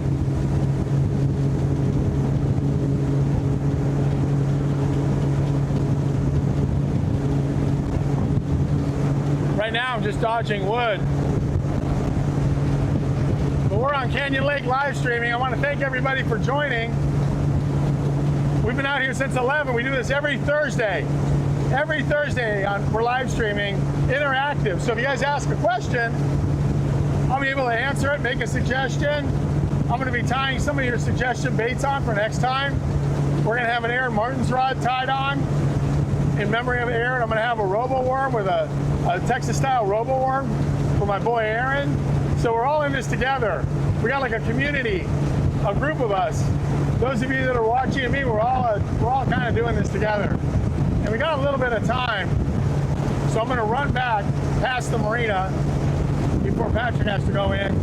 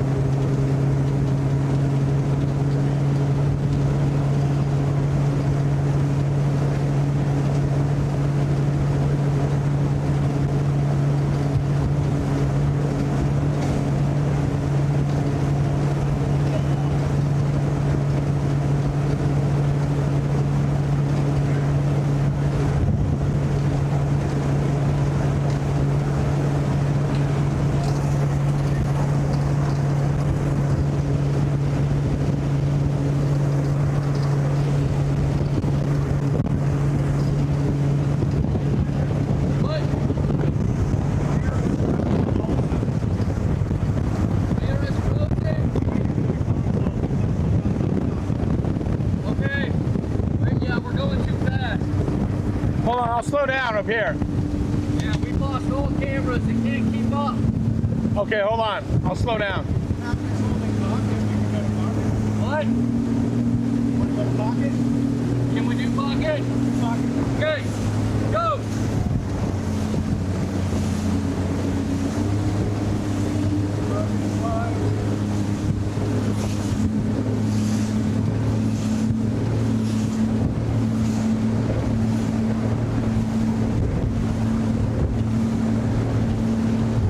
How fast are we going? Byron.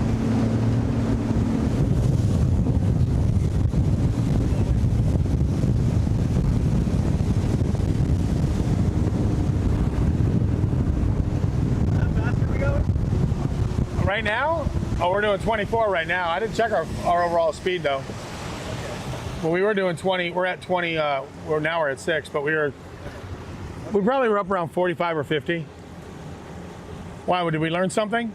I think we learned some things. Yeah.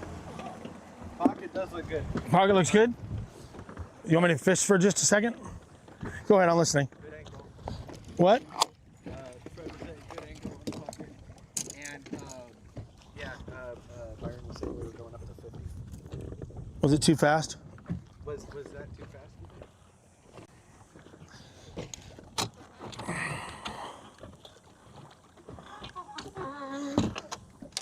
Oh my gosh.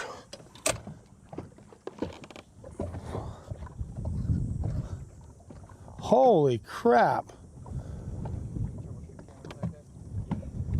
Patrick, can you hand me the scissors?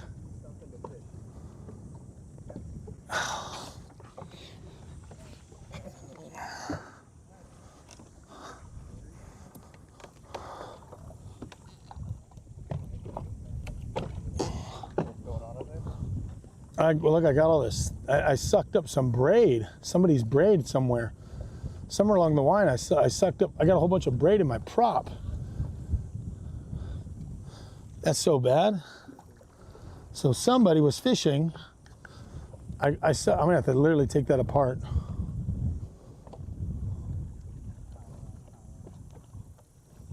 Are we done? Are we live streaming or no?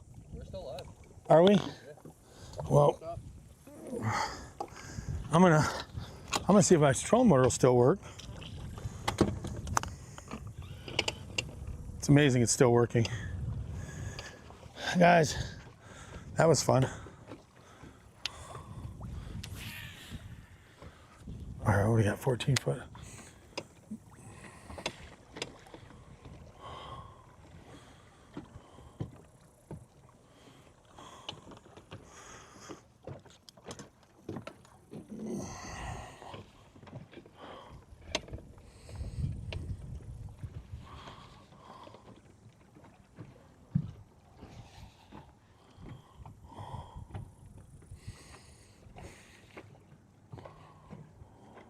What's that?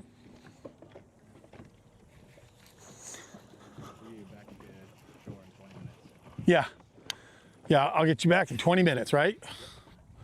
So 20 minutes to catch a bass right here. This is the clear water. You have to go all the way to the back here to hit this clear water. It's dirty right around the corner. So I just thought I'd fish this from here to the buoy is the good stuff. It's a grass flat that sticks out.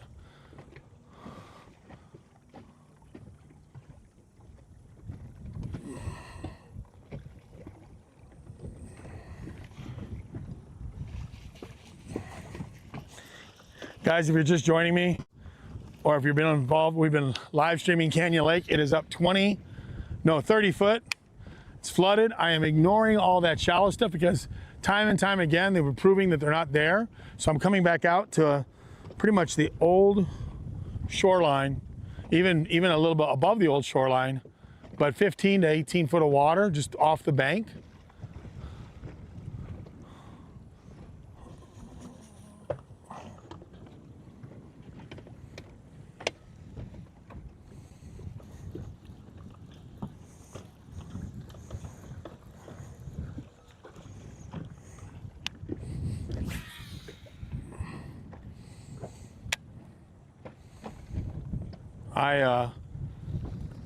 I got to get him in 3 o'clock, so I got just a little bit of time to come through here and fish this. Patrick, now they call you my wife because you have to go in.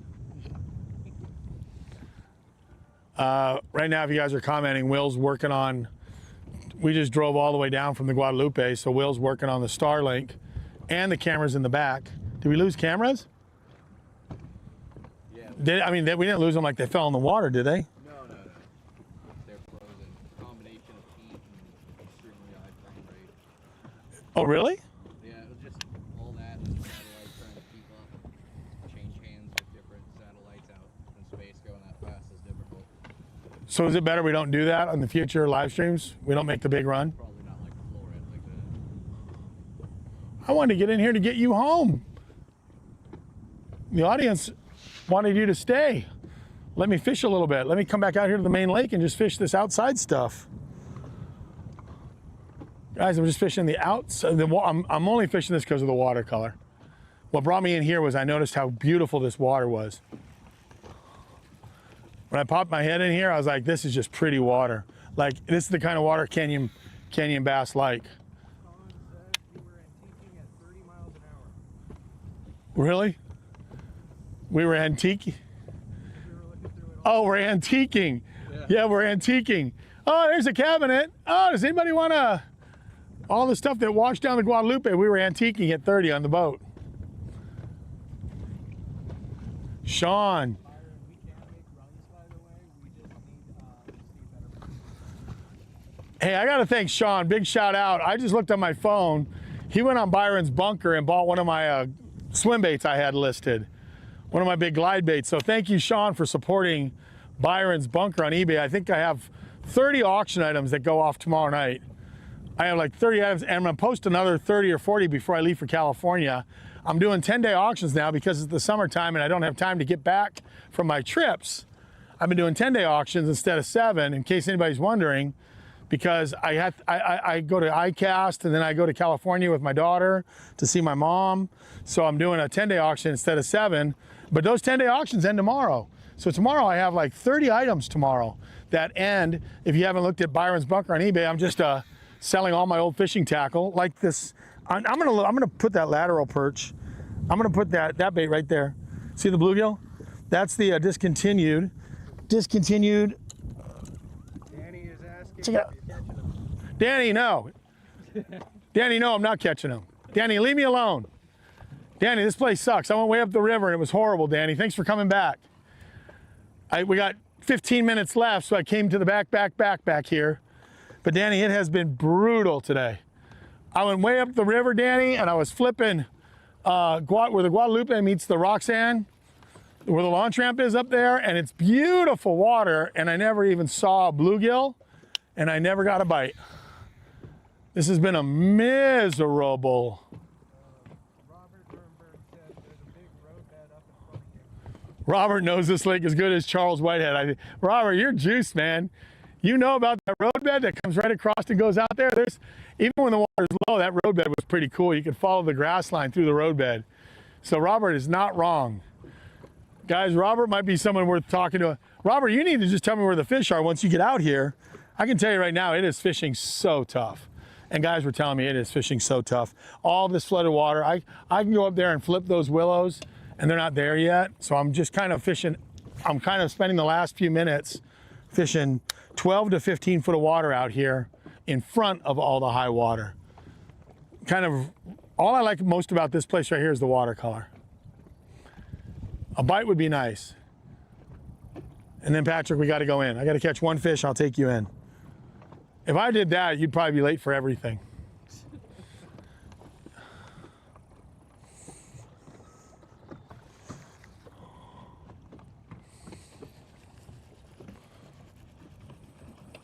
No, Danny, we went up the river, Lewis and Clarking it. We Lewis and Clarked it up the river with the audience, and they got to see ramp 11. I did not know there was a ramp 11 way up there, which is Roxanne Creek. And I want to thank those of you that offered to send lunch and cooling packs for the batteries to ramp 11. You might actually have to try that DoorDash to the boat ramp. Yeah, that would be pretty clean. Have a boat ramp and have it in the thing and just say, bring 6 pizzas to this ramp. Looks for the boat with the satellite on it. Got to feed them. Got to feed the crew. Pretty soon we'll be able to monetize and I can get like a donation for lunch. Anybody want to donate some money for lunch? I got to take these guys to eat. We're going to go right over there.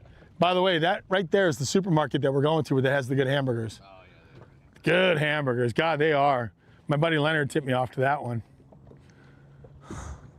Look at this, 14 foot of water, solid grass out here. Oh my gosh. On live scope, it's just 14 foot of solid grass. Bushes flooded. And what I'm trying to do is I'm trying to get that Ica to fall down in between those. Danny, I did not fish the good spot because it's down the other way and the good spot wasn't so good. I thought this was the good spot.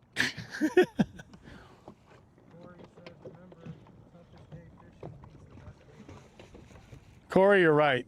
The toughest day fishing does beat the best day working. And this has been fun just to be on an adventure with you guys, but my gosh, the 30-foot rise in water has made this the challenge of all challenges. And I am just gonna sit here and I gotta take him in just 10 minutes. Come on, fish.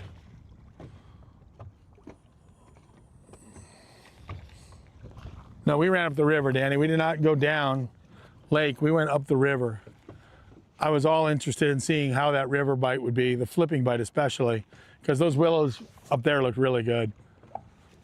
And the watercolor up there is really good, and I want to do this mad adventure.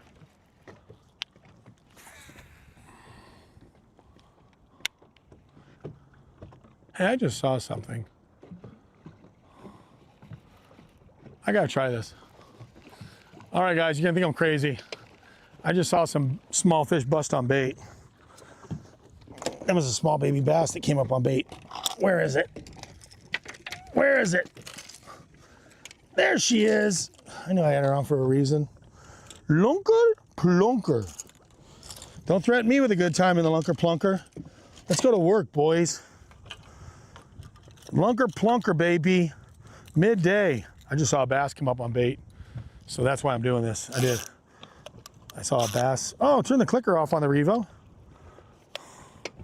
So this is cool. Danny's gonna roll out here with me. Come on with it. Hope you're not camera shy, Danny, because the bass sure are. What? Yeah, we'll see. Hopefully he's not camera shy because the bass sure are. All of his best laid plans will go to shit because the bass don't like the camera. How many times have you heard that in the world of tournament fishing, where once you get a camera guy in the boat, the bite turns the heck off? I saw a bass come up right out there over that beautiful clean water. Look how far I can throw that thing. Boo! So I'm doing it back and forth. Big, guys, lunker plunker, the old original wood lunker plunker with a Byron buddy in front of it.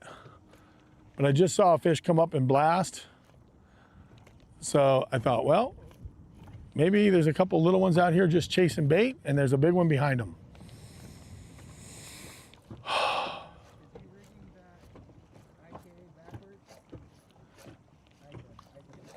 Yeah, I rigged the Ica backwards. Oh, well, it depends what you call backwards. I have it skirt to the front, and narrow side to the back on the Ica. That's how I rigged it. I didn't rig it where the skirt's in the back. I rigged it where the skirt's up the front. We kind of joke it was the original Quakey because it's so flared out, it's so big, it's got the tentacles hanging off of it and everything else.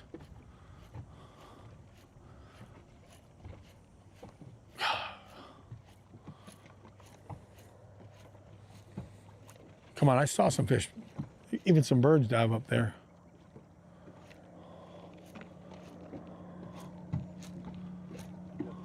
What? Oh, I thought you saw something. Were you telling me something? No, he was saying about 11 minutes to be back on the boat. All right. I'm gonna give it 3 more minutes. 3 more minutes. I feel like I'm in a tournament in the weigh-ins at 3 o'clock and I gotta be at the marina. Gotta hit the buoy line at 3, but not this. I gotta be at the dock at 3 because my wife, Patrick, needs to fucking go. Right, Patrick, honey? Yep. Because his real wife wants to see his ass home.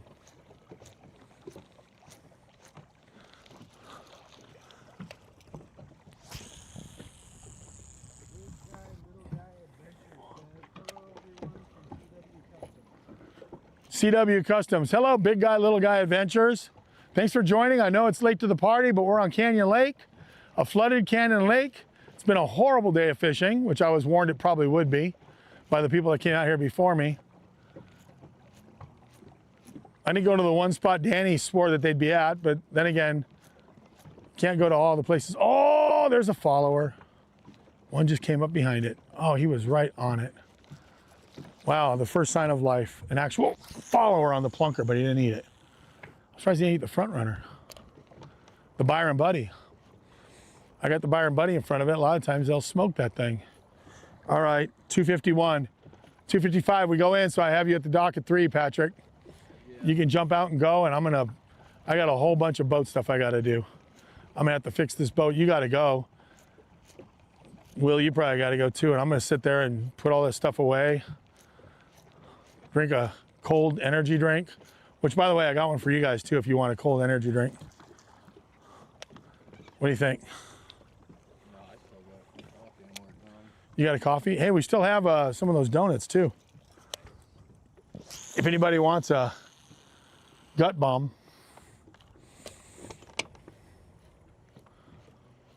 Well, so much for those bass I saw come up chasing bait.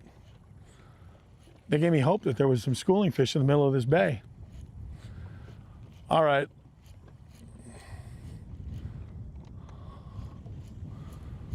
I am gonna figure this new lake out.